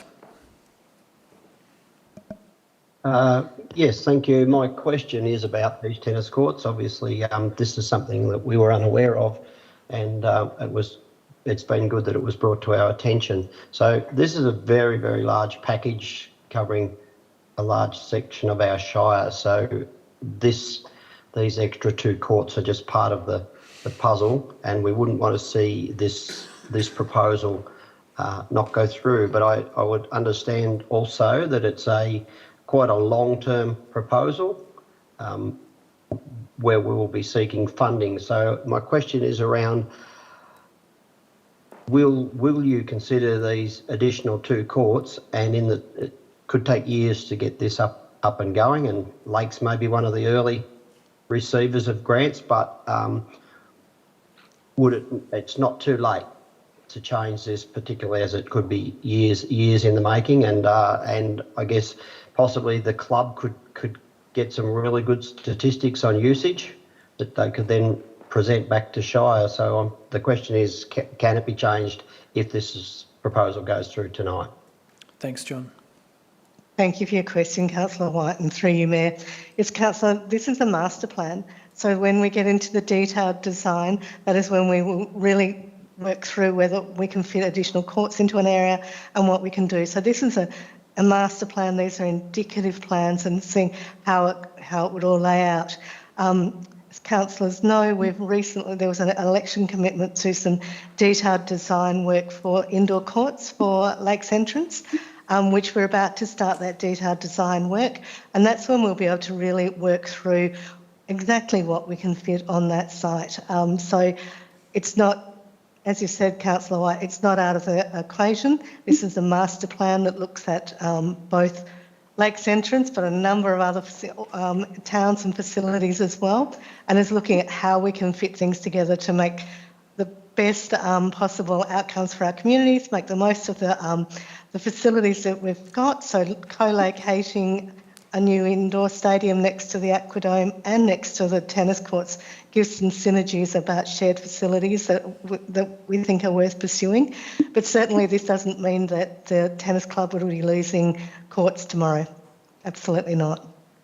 Well, thank you, because I would sort of draw back your attention to the World Centre, which has had several iterations, and one of them including one of the hockey pitches, I think that's what we call them, going from grass to synthetic at the request of the club, and because of the usage and etc. and weather conditions. So I understand that at that stage plans were altered, and it looks like for the good. So I would hope that down the track, if the tennis club can produce evidence of more usage than 6 courts can allow them. I'd hope that we can then give them back what they probably, as I said, $100 and something thousand of community money to get those 8 courts. That back then, that was a huge amount of money, substantial, created by the community. So I'd like to think that at some stage this could be revisited. Thank you. Thank you, Councillor White. Councillors, are there any further questions? Councillor Greason.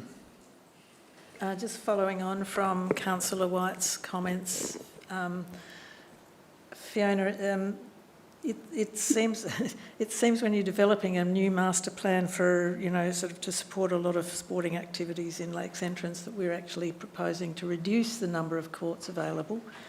I do understand that, perhaps they weren't being used. I think Mr McPhee's made it pretty clear that the usage has increased quite dramatically, and that maybe sort of formal consultation was happening when usage was not very high. The document states, and so as did you, that there is a potential to, so you're proposing dropping it from 10 courts to 6 courts, and with the potential to increase to 8 courts subject to demand and availability of space. Now, Mr McPhee's stating that demand is there or will be there very soon.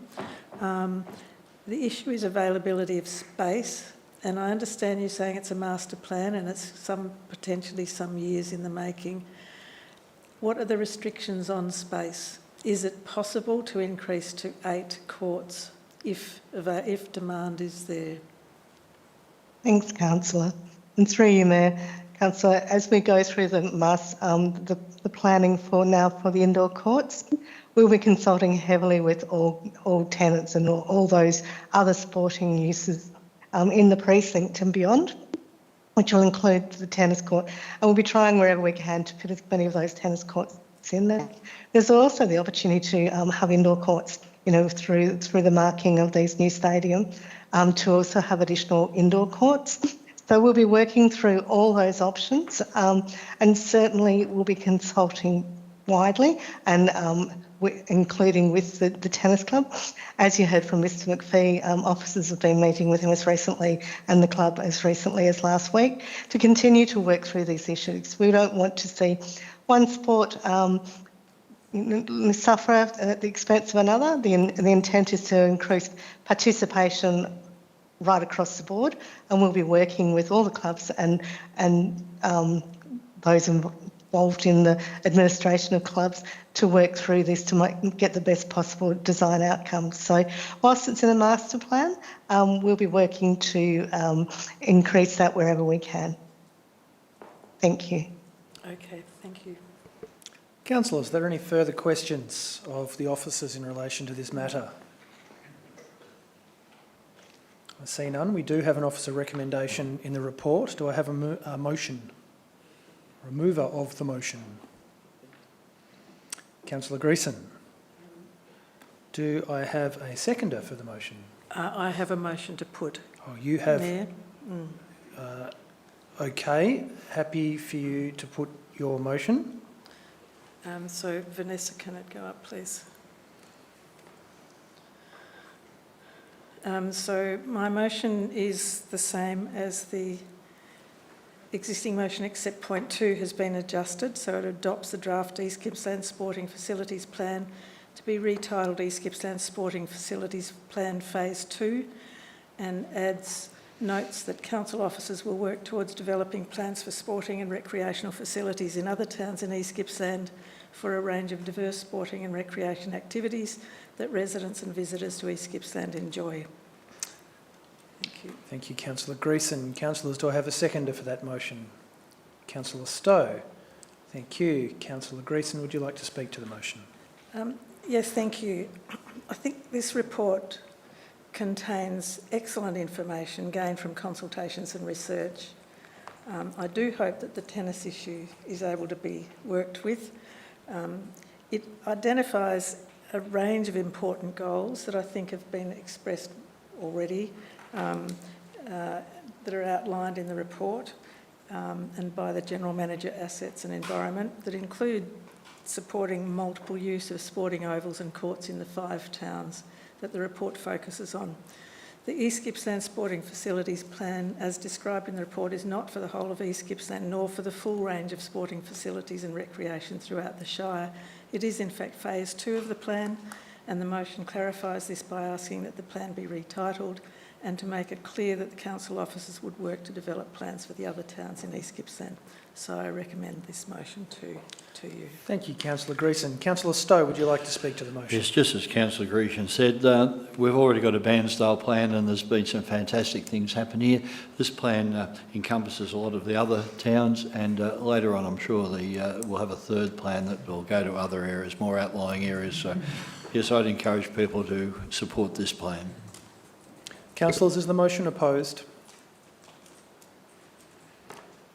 Would anybody else like to speak for or against the motion?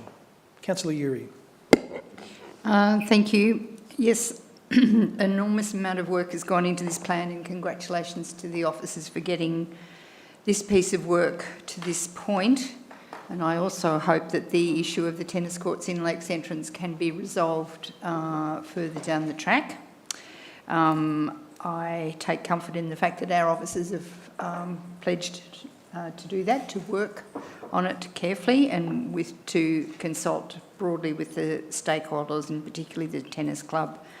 I think this is a fantastic piece of guiding work that will be very useful for seeking funding. To think that this is about $30 million worth of projects over 15 years is just an indicator of how big this project is.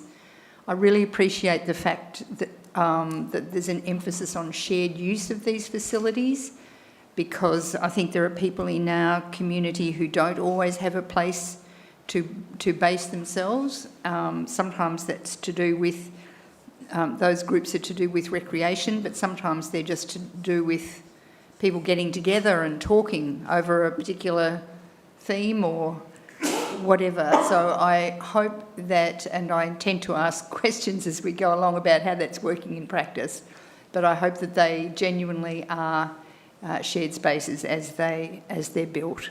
So very happy to support this wonderful piece of work. Thank you, Mayor. Thank you, Councillor Uri. Councillor Allen. Thank you, Mayor. Look, I just want to congratulate the officers, particularly Wayne and his team, for the work that's gone into this. We've been involved sort of on the periphery, attending a few meetings, but there's an enormous amount of work gone into it.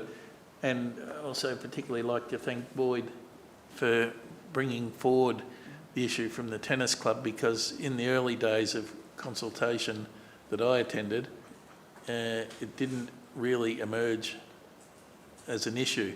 And as you said, with the resurgence of interest in the club, you know, it was very, very timely that you've brought that forward now. And I think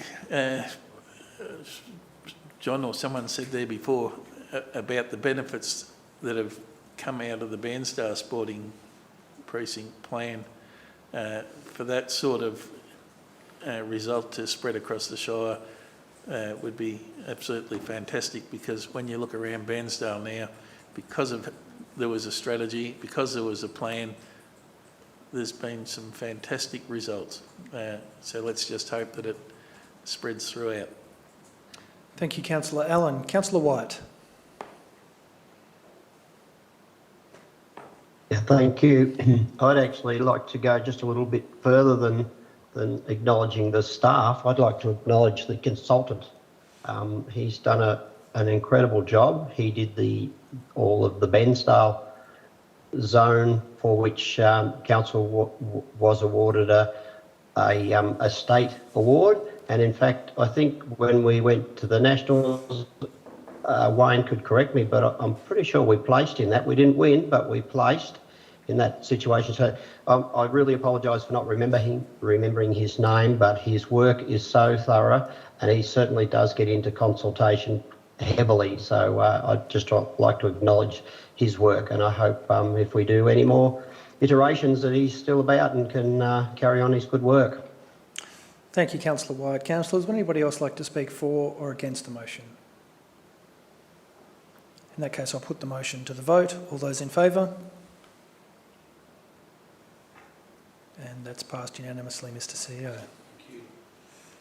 Thank you, councillors. We'll now go back up the agenda to item 5.2.1. 5.2.2, which is the Marina Consultative Committee meeting minutes for June the 15th, 2023 and the 21st of September 2023. Ms Weigel, General Manager for Assets and Environment, would you please present your report? Thank you.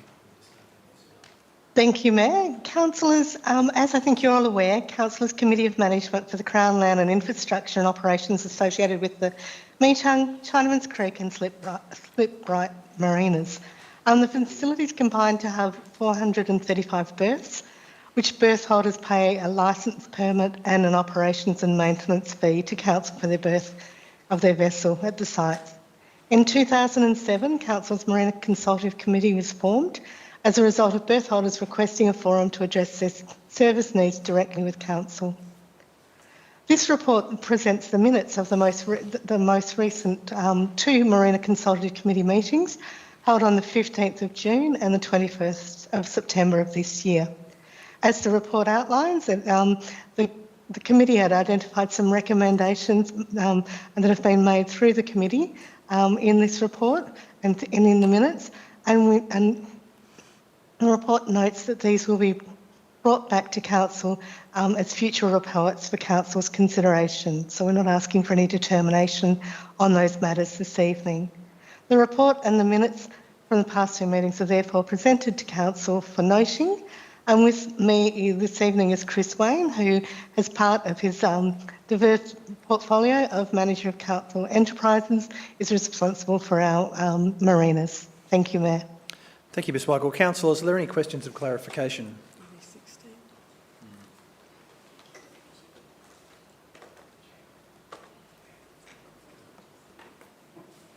No, I see none. Councillors, there is an officer recommendation in the report. Do I have a mover? Councillor Allen, thank you. A seconder for that motion? Councillor Van Diggle, thank you. Councillor Allen, would you like to speak to the motion? No, only that it's to table the minutes, but in doing so, I would like to acknowledge the committee. They do a very, very good job of representing the berth holders, and they work in extremely well with our staff, being Chris and Belinda and all the others. Angela. Angela is the one I was trying to get to, the seniors moment. And I think when you read the minutes, it shows that it's a very, very well functioning committee. Thank you, Councillor Allen. Councillor Van Diggle, would you like to speak to the motion? I have nothing to add except for to say Councillor Allen is on it, so if he trusts it's right, I believe you. Chairman even, so. Thank you, Councillor. Is the motion opposed? Councillor Buckley, no, not opposing the motion. Okay, would anybody else like to speak for or against the motion? Councillor Buckley. Yes, thank you. Having been observing the Marina Committee for quite some time now and previously been on the board, I think that there was a transition phase, and I think that there's been growth through that process. There's been some frustration, but there's also been a lot of positive outcomes from that, and I think the officers have worked really well through that process, and that the committee has come into a really good space of its own now, and I trust that there will be a lot of benefit considering how much benefit and how the council benefits from the fees that come from that particular sector. I think it's a really good committee and I fully support it. Thank you, Mayor. Thank you, Councillor Buckley. Councillors, would anybody else like to speak for or against the motion? No, in that case, I'll put the motion to the vote. All those in favour? Thank you, councillors. I believe that's unanimous. We'll now move on to agenda item 5.2.3, Mitchell River Revegetation. program. Ms Weigel, General Manager for Assets and Environment, could you please present your report? Thank you, Mayor. Councillors, as the report before you details, there is a long and detailed history to the management of this roosting site for the grey-headed flying fox adjacent to the Mitchell River, including past resolutions of Council. The intent of this report, therefore, is to confirm that no further works will be actioned under the Strategic Management Action Plan developed for the site. As outlined in the report, this is on the basis of the expiration of the Commonwealth EPBC permit and the mitigation of the risk to the public by closing the track, which has reduced the need to carry out stages 2 and 3 of the recommended works. The report proposes that Council request transfer of the management of the site to the Department of Energy, Environment and Climate Action, known as DECA, I wish to stress that the proposed transfer does not imply that Council is abrogating on its environmental management responsibilities. Council manages a range of environmental reserves for a range of reasons, such as drainage or public access. In this particular instance, however, the threatened nature of the grey-headed flying fox and the fact that the area no longer serves other functions for Council means that transferring it back to DECA with its threatened fauna expertise presents the best option for the site. With me this evening is Wayne Richards, Manager of Community Facilities and Open Space, who is able to answer any questions of a technical nature. Thank you, Mayor. Thank you, Ms Weigel. Councillors, questions? Councillor Buckley. Thank you, Mayor. Just for the public's information, has there been preliminary discussions with DECA to transfer over the area and the responsibility, and what was the reception? Thank you, Councillor, and through you, Mayor. The discussions are still ongoing. We have commenced the discussions. I don't believe we're at a point where we can say, well, this is the position of DECA. I believe we've got the positions of a couple of officers, but we're still in negotiation and having those discussions. So it's probably a little premature to say what the final position of DECA is. Thank you. Thank you. Councillors, are there any further questions of clarification on the matter? Councillor White. Thank you. Fiona or Wayne, the area, the roost area is actually deteriorating at a rapid rate with the poplars dying and that ivy climbing up the trees. Of course, none of it's native shrubbery. What can be done, because it would take some time to grow some new trees, what can be done to actually preserve what's left of the roost? Because once those poplars die off, there will be nothing there for the bats, and they will actually have to find their own new site. So is there anything Council can do to rehabilitate the site? Thank you, Councillor. And through you, Mayor, I think this constitutes a technical question and is exactly why Mr Richards is in the room. Thank you. Thank you, Councillor White, and through you, Mayor. There's actually some recent discussions with DECA, and I guess about the formation of an interagency management plan to discuss the future management and potential rehabilitation of the site, noting the very clear and very strong restrictions that are placed on works at the site. So any works that may negatively impact on the colony and the challenges that are associated with that. As it stands, officer's position is to not do any harm, so not undertake any works that risk causing harm to the colony. But working through that interagency plan may identify some future actions that may be able to take place for that purpose. Okay, thank you. I'm actually thinking that doing nothing may actually accelerate the decay there. So, and you say it's difficult work through not affecting the bats, but if nothing is done, they will naturally, the roost may naturally destruct and they'll be gone anyway or suffer the loss. So I think that perhaps some effort should be made to try and find a way around the government's controls, the federal government's control over these bats, in order to give them something else to move to, or to get something that grows really quick that they don't mind hanging upside down in. Thank you, John. We'll take that as a statement. Councillor Buckley.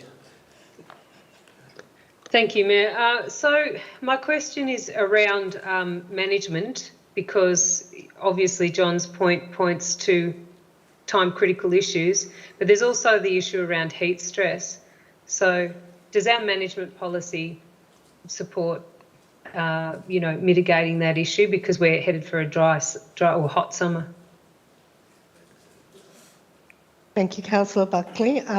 Through you, Mayor, when endangered animals are in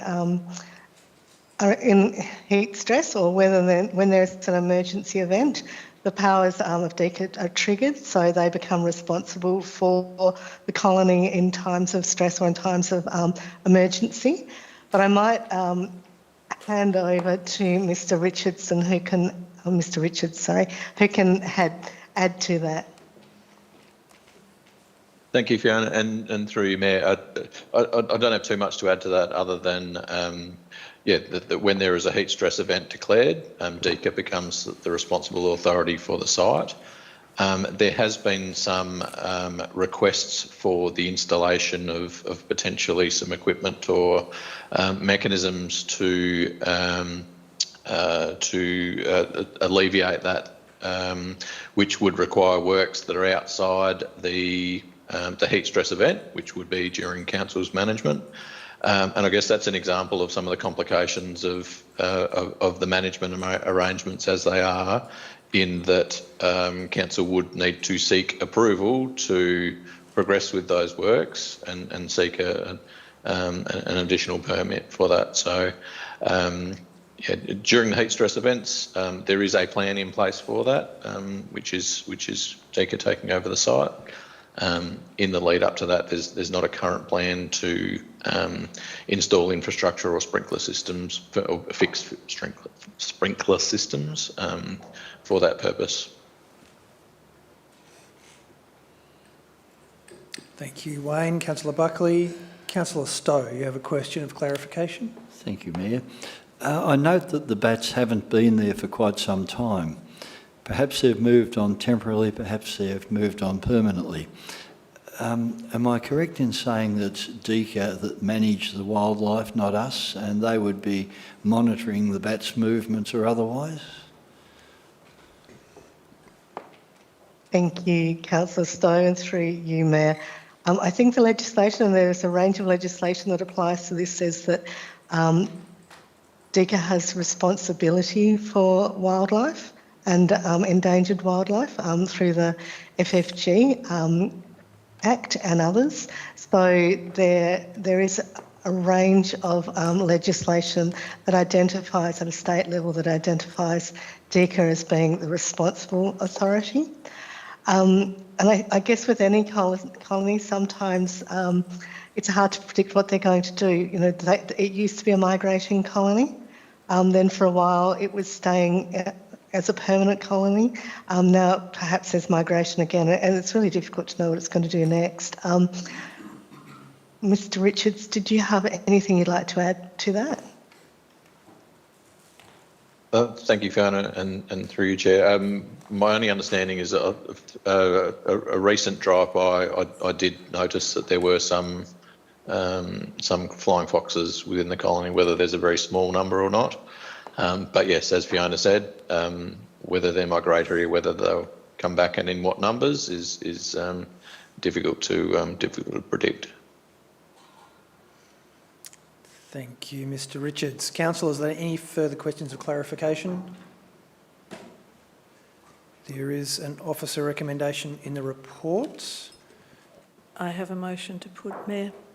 Thank you, Councillor Greason. Happy to receive your motion. So this motion is the same as the officer's recommended motion, but adds a point number 4, which notes until a complete transfer is achieved of responsibility for the land referred to in this paper, Council will continue to take responsibility for managing the site, including its natural values. Thank you. Thank you, Councillor Greason. Is there a seconder for that motion? Thank you, Councillor Reeves. Councillor Greason, would you like to speak to the motion? Just very briefly, this motion aims to transfer management responsibility to DECA of the land adjacent to Mitchell River where the grey-headed flying foxes roost.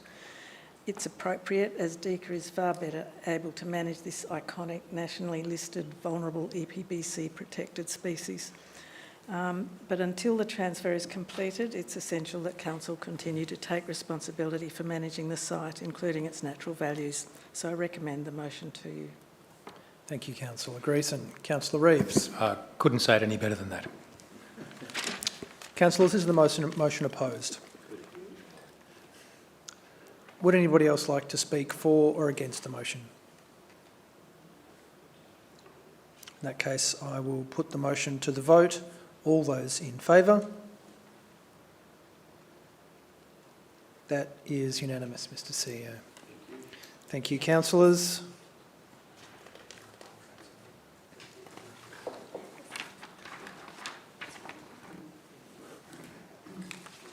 We'll now move on to agenda item 5.2.5,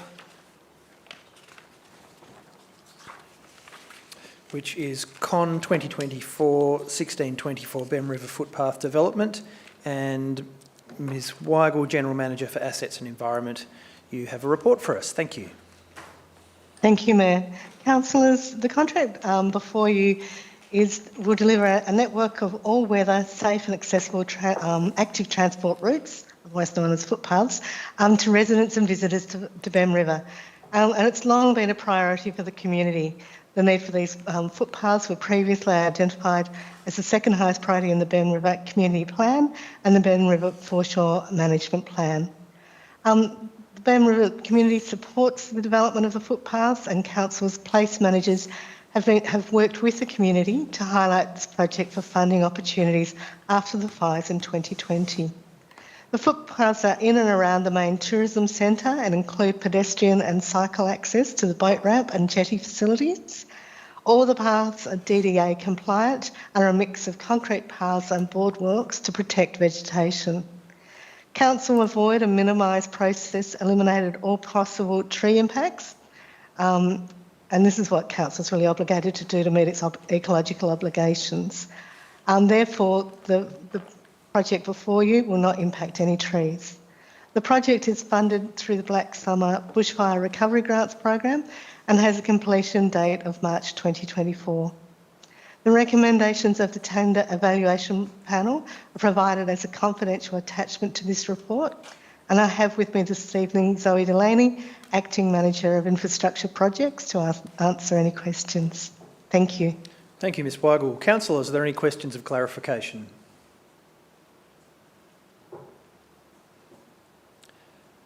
No questions. There is an officer recommendation in the report. Do I have a mover?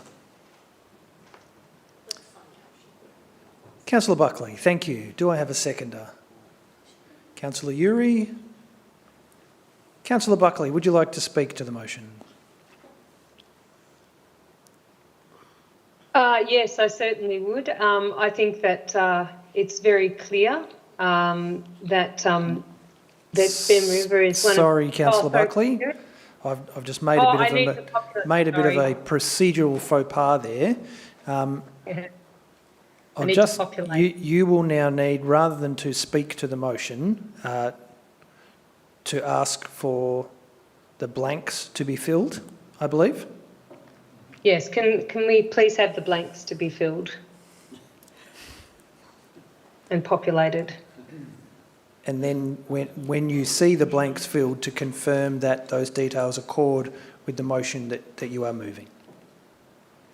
Yes, I accept that these accord with the motion that I am moving. Is that okay, or do you need me to read? That is okay. We can all read that. Would you like to speak to the motion? I certainly would. Thank you, Mayor. We got there in the end. Bemm River is one of our, prime destinations for tourism and also for locals. We love Bemm River. We understand the importance of well-made footpaths, and I just commend the officers for putting this together. And I trust that the procurement of GBM contractors will deliver on time, in budget, and with a very good product at the end of it. So I look forward to going down there and having a look and a fish when I can. So thank you, Mayor. Excellent. Councillor Uri, would you like to speak to the motion? Thank you. Just to reiterate really what Councillor Buckley said, this is a wonderful project for Bemm River. I'm sure we'll be all delighted to see it. It's great that that it has so much community support, and it's also wonderful that such care has been taken to plan the route of the paths around the vegetation. We did have some concern a little while ago from one member of the community who thought they were going to lose a lot of trees in Bemm River. That's not the case. We're being reassured that the trees are all going to be fine. So very happy to support this for Bemm River. Thank you, Councillor Uri. Councillors, is the motion opposed? No. Would anybody else like to speak for or against the motion? In case, I'll put the motion to the vote. All those in favour? And I believe that's unanimous, Mr CEO. Thank you, councillors. We'll now move on to agenda item 5.2.6, which is Con 2024-1615 Moroney Street Stage A3 construction works.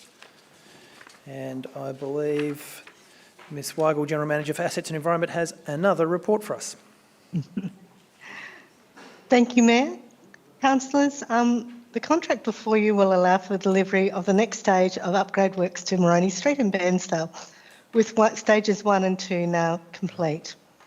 This contract represents what we are calling Stage 3A, which commences at Birchwood Court and runs through to Brent Street. These works will see upgrades to underground drainage, curb and channel, new footpaths, new parking lanes, full road reconstruction with a consistent seal width and upgraded intersections along the street, including a roundabout at Brent Street and Moroney Street intersections. Tree planting will also be undertaken by Council's Parks and Gardens team. The inclusion of the roundabout is a result of the recommendations from a road safety audit associated with the project. The project is funded primarily from a Roads to Recovery program, with the funds representing the final year of the current program. It's a multi-year program, but we're in the final year. As such, the project must be complete and acquitted by June 2024. The project has been long awaited by residents of Moroney Street, and the community will be kept updated on the project's progress via updates on the Your page, and also via the contractor who, as they're undertaking the works, will be engaging directly with the residents ahead of any works. The recommendations of the tender evaluation panel are provided as a confidential attachment to this report, and I have with me this evening again Zoe Delaney, Acting Manager of Infrastructure Projects, who can take any technical questions. Thank you. Thank you, Ms Weigel. Are there any questions, councillors, of clarification? I see none. Councillors, there is an officer recommendation in the report. Do I have a mover? Councillor Allen, thank you. Councillor Allen, could you please complete the blanks? So the tender will be the tender submitted by Whelan's contractors.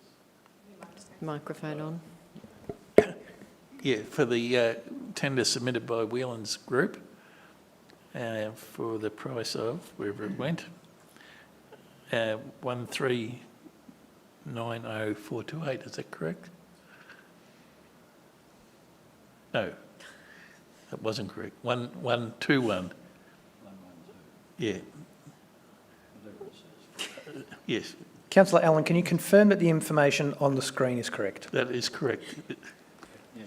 Thank you. Do I have a seconder for that motion? That's why I never voted for those.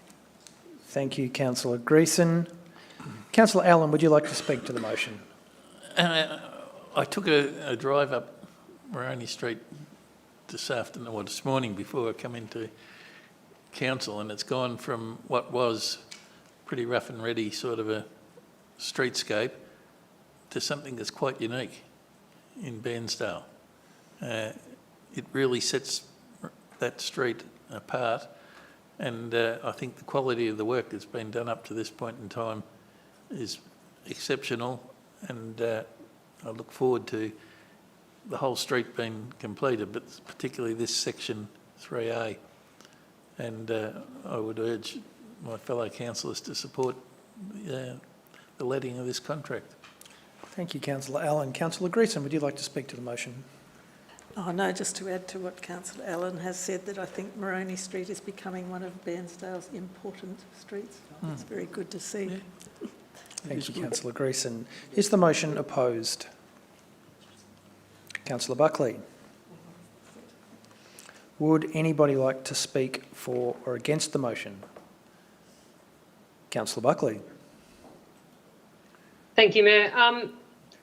This is a difficult decision for me to oppose the officer's recommendation. Firstly, I've lived on Moroney Street. I used to drive there, with my children in an old station wagon. It was a dreadful road up and down there, and I commend and actually, support Councillor Allen's position on the fact that it's an excellent job has been done thus far, which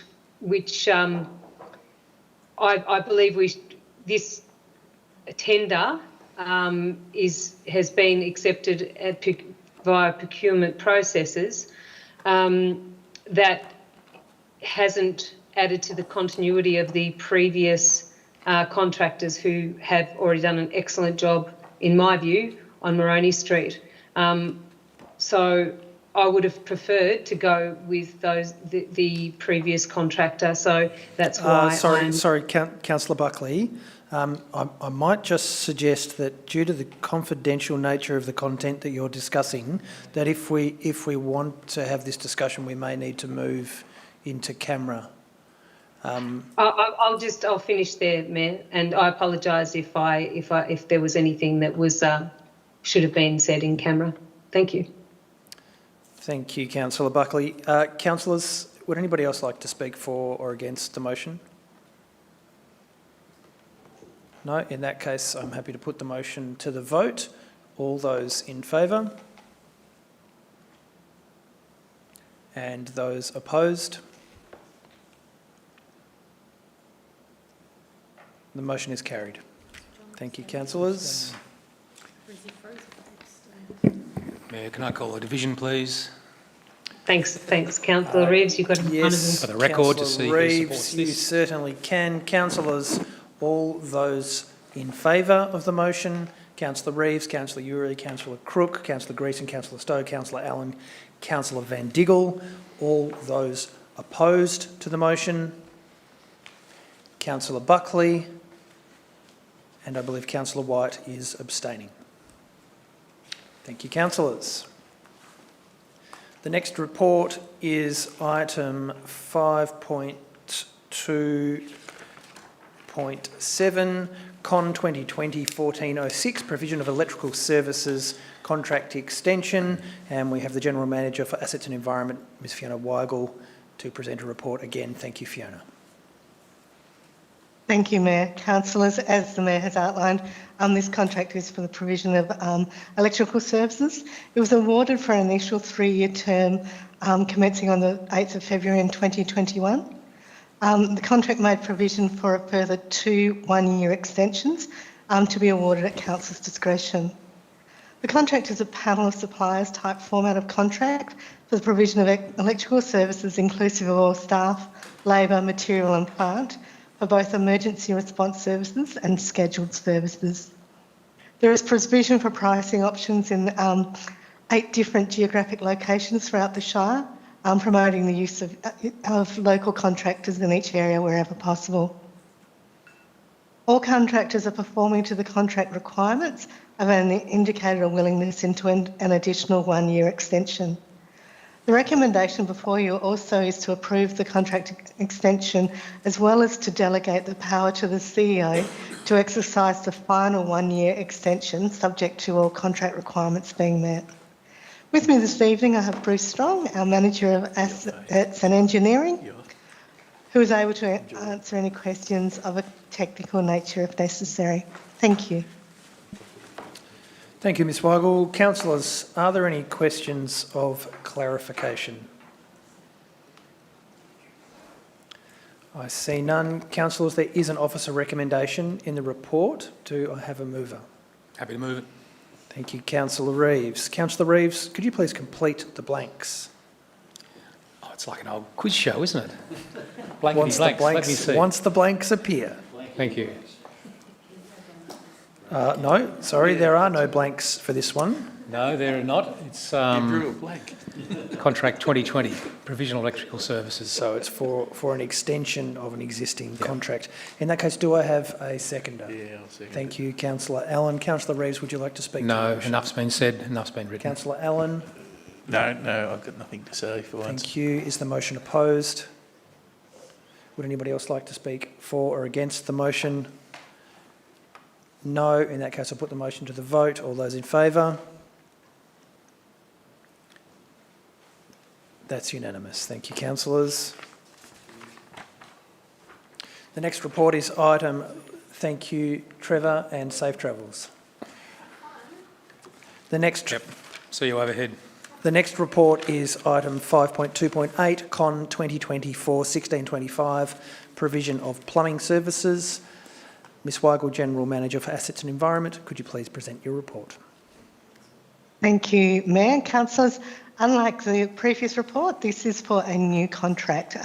Again, it is a schedule of rates contract for a panel of provided. So I'm sorry, I've just lost my space. So we're looking to provide the stuff has completely lost. The stuff has written. I've completely lost my space. So this is a new contract, again to provide services to 8 geographic locations throughout East Gippsland. It is, those locations are identified in the body of the report. The panel of contracts with options for extensions as well. So as well as recommending a panel of contractors for each of those locations, the contract also and the recommendations before you also seek to delegate powers to the Chief Executive Officer to exercise the 2 extension options with of 12 months each. So there's an initial 3-year contract plus 2 1-year extensions. With me this evening is Bruce Strong, so I'm sure would have done a better job of introducing the item than I just did, who can take any questions of a technical nature. Thank you. Thank you, Ms Beagle. Councillors, are there any questions of clarification? Councillor Buckley. Yes, thank you, Mayor, and good evening, Bruce. Just wondering if you could explain for ratepayers that may be watching, how is a panel engaged in regards to the procurement of our contractors, and how does that work? Yeah, thank you, Councillor Buckley, and through you, Mayor. So the when there are works identified or response works for plumbing in any of our buildings throughout the Shire, our works coordinator will identify the best value for money, I suppose, contractor to undertake that work wherever it is in the wherever it's located through the Shire. There is also a schedule of rates, that's for response work, and there's also a schedule of rates type work where there's scheduled works taken out on our buildings, like the checking with thermostats and that sort of thing, which is done on a regular basis. So there's rates for those as well, and he'll choose the best value for money based on the location and availability of the contractor. Thank you, Bruce. Thank you, Mr Strong. John White, you have a question of clarification. Thank you, Mayor. Yes, Bruce, being a schedule of rates, I do understand that a new plumber in town actually can't get on board during this period of the panel, but is there a provision, for argument's sake, if one or more of those plumbing businesses actually cease to operate during this period of time, and is there a possibility then that you may need to re-advertise or select somebody else to do the work? I'm happy to take this one and then hand over to Mr Strong for some additional information if required.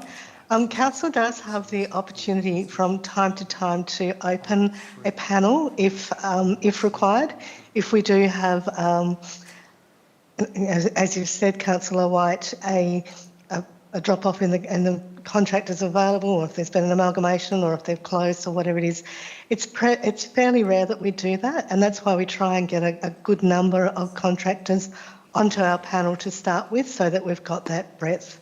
However, as you would have noticed in the report for this one, we had a few plumbing contractors who had dropped off, and so rather than exercise the extensions on the existing contract, we went back out to market to make sure we had a good range of contractors available.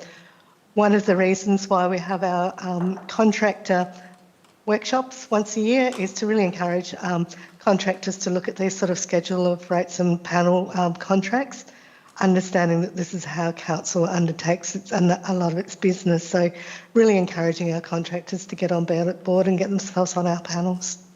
Thank you, Councillor White. Mr Strong, did you want to add anything to that? Thanks, Fiona, and through you, Mayor. No, you've covered it pretty well. Thank you, Fiona. Councillors, are there any further questions of the officers? Councillors, there is an officer recommendation in the report. Do I have a mover? Councillor Greeson. A bit too slow off the mark there. Councillor Reeves. You have to read them all. Councillor Greeson, could you please complete the blanks? Yes, please. Can Vanessa please complete the blanks? Thank you. Councillor Greeson, can you confirm that the information on the screen is correct? It is correct. Thank you. Thank you. Do I have a seconder for that motion? Yeah. Councillor Reeves, thank you. Councillor Greeson, would you like to speak to the motion? No, thank you. I think it's been explained very well by Fiona Weigel.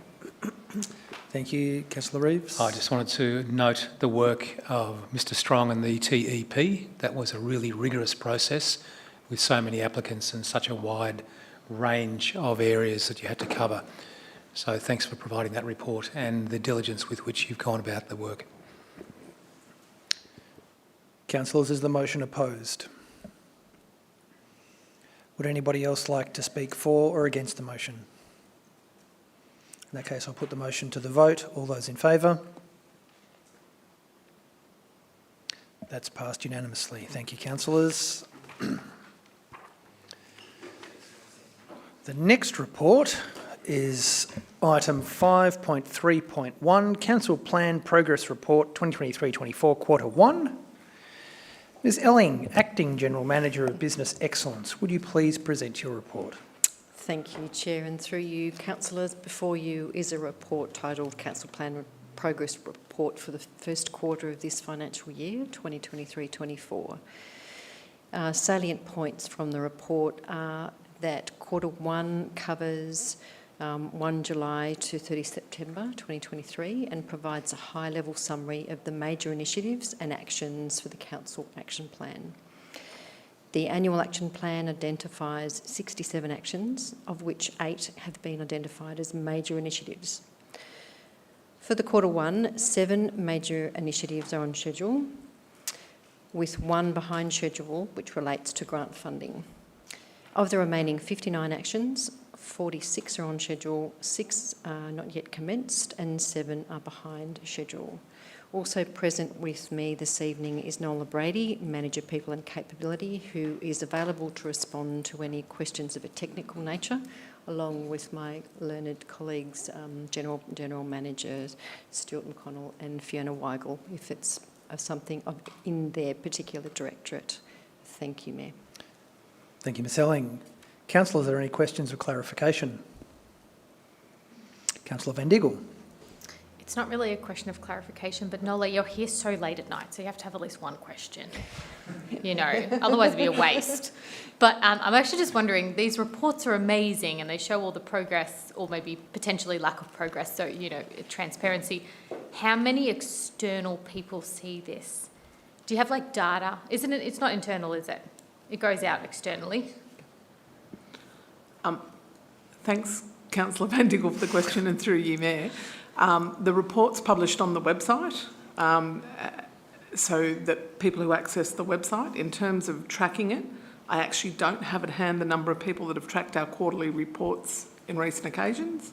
It's also available at our service centres and sites for anybody who wants to have a look at the reports, just like our annual reports and things. But I can't give you I understand the detail. you might not have a number, but I would be interested to know, because I feel like we could push this out quite a bit further, because it's an amazing report. It's beautiful. You know, it's designed quite nice.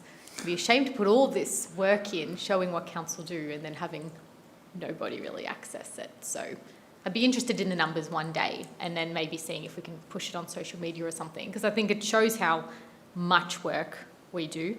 And it's a waste of your precious time if no one reads it. Thanks. Councillor Uri, a question of clarification. Yes, thank you, Mayor. Fiona, I think this is one for you, please. Of the 8 major initiatives, the one that's a bit behind due to a funding issue, actually a grant agreement, I believe, which was due to be received by October 20. I'm just wondering whether we had any updates on that, please. Thank you, Councillor. And this is a shared project that goes across both Assets and Environment and the Place and Community Directorate. I'm pleased to advise that we have recently got the draft grant agreement, which means that we can, once we've signed and had that executed, we can start not only the climate risk preparedness work, but the other work that the grant covers as well. So whilst there was some delays in getting to this point, and of course with a grant like this, you can't claim work that you have done prior to signing the grant, so it was really important that we waited until we had a signed agreement. We're now in a position where once the agreement was signed, we can really get started. And I know officers from both of our directorates are working hard to make sure that they've got everything ready to go as soon as the agreement is signed. Thank you. That's great. Thank you, Fiona, for that. Cheers. Councillor Greason. Thank you. And again, it is exactly as Councillor Van Diggle said, there's a huge amount of work you've documented here. I have one question which is on page 9, and it's the last point on page 9, percentage of roads and footpaths that remain above intervention level. Asset inspections are up to date for the first quarter, but there's no data. What does that mean? So I'm happy to take this one through you, Mayor. Sorry, I'm jumping to the answer without protocol. My apologies. So this one means that we collect the data once a year. So we have a program where we go out, and I think perhaps the councillors have seen those big vans that go and come into town and drive around, and they've got all sorts of cameras all over them. And they drive all our roads, and they also are assessing our footpaths, our line markings, our drainage and culverts. So that means that there was no data for that quarter because they were still doing those assessments. So the asset inspections themselves are up to date, and the inspection work of our assets team is up to date.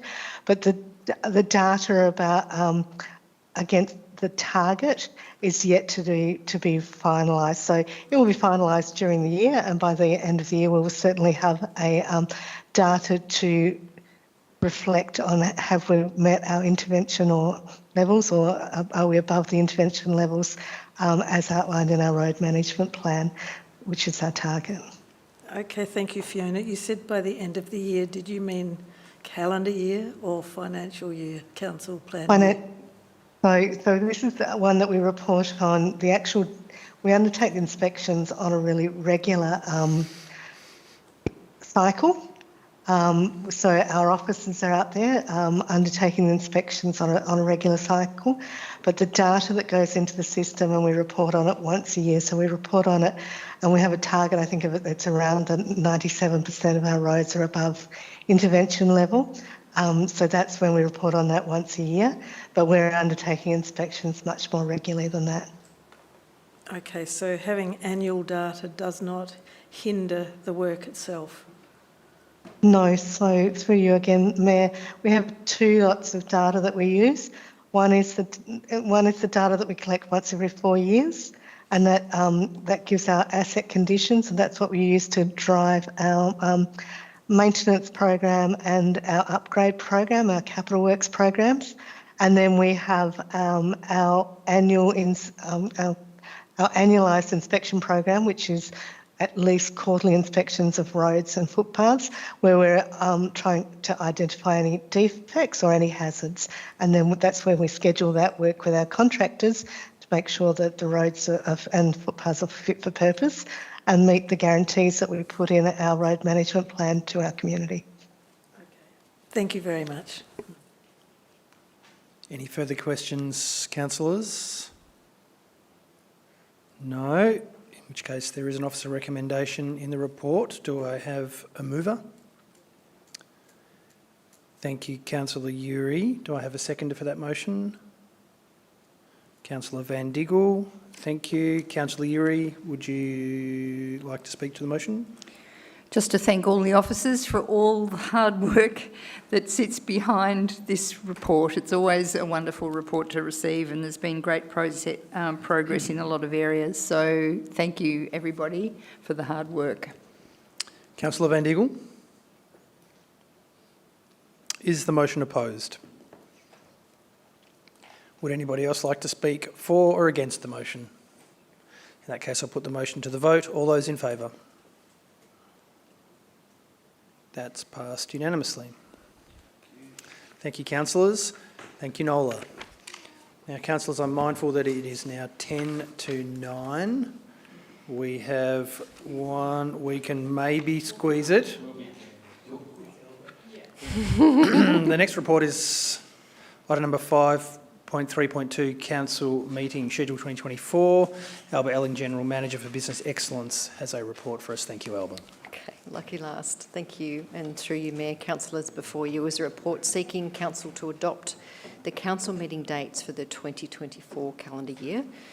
This is in line with Governance Rule 4.11, that at or before the last meeting of each calendar year, council must fix the date, time and place of all council meetings and any delegated committee meetings for the following calendar year. Therefore, council is required to decide the meetings for that next year in the current calendar year of 2023. As 2024 has a general election to occur on the 26th of October 2024, there is a municipal election period which commences at 12 p.m. Tuesday 24th of September and ends at 6 p.m. Saturday 26th of October 2024. Therefore, the schedule proposed for the 2024 calendar year has been prepared to enable council to effectively carry out its decision-making functions for the year, acknowledging that during the election period, council is restricted on the decisions made during that time. Councillors, the report is presented for your consideration. Thank you, Mayor. Thank you, Ms Elling. Council, is there any questions of clarification? I see none. Councillors, there is an officer recommendation. Do I have a mover for that motion? Councillor Reeves, seconded Councillor Buckley. Councillor Reeves, would you like to speak to the motion? Thanks, Mayor. Looks like a good way to get the business of council progressed next year. Does indeed. Councillor Buckley, would you like to speak to the motion? I concur with Councillor Reeves. Thank you, Mayor. Excellent. Is the motion opposed? Would anybody else like to speak for or against the motion? In that case, I'll put the motion to the vote. All those in favour? And that is carried unanimously. Thank you, councillors. Moving down the agenda, agenda item number 6, urgent business. Mr CEO, I believe there is no urgent business for tonight's meeting. Correct, Mayor. Very good. Item 7, confidential business. Mr CEO, I believe there is no confidential business to be discussed tonight. That is correct. Thank you. Well, councillors, thank you. That concludes the proceedings for tonight's meeting. Thank you everybody in the public gallery who came along, who's no longer here. Thank you everybody watching online, councillors, officers, everybody for all of your input, and good night at 8:53. I'll call the meeting to a close. Thank you everyone. Thank you. Good night.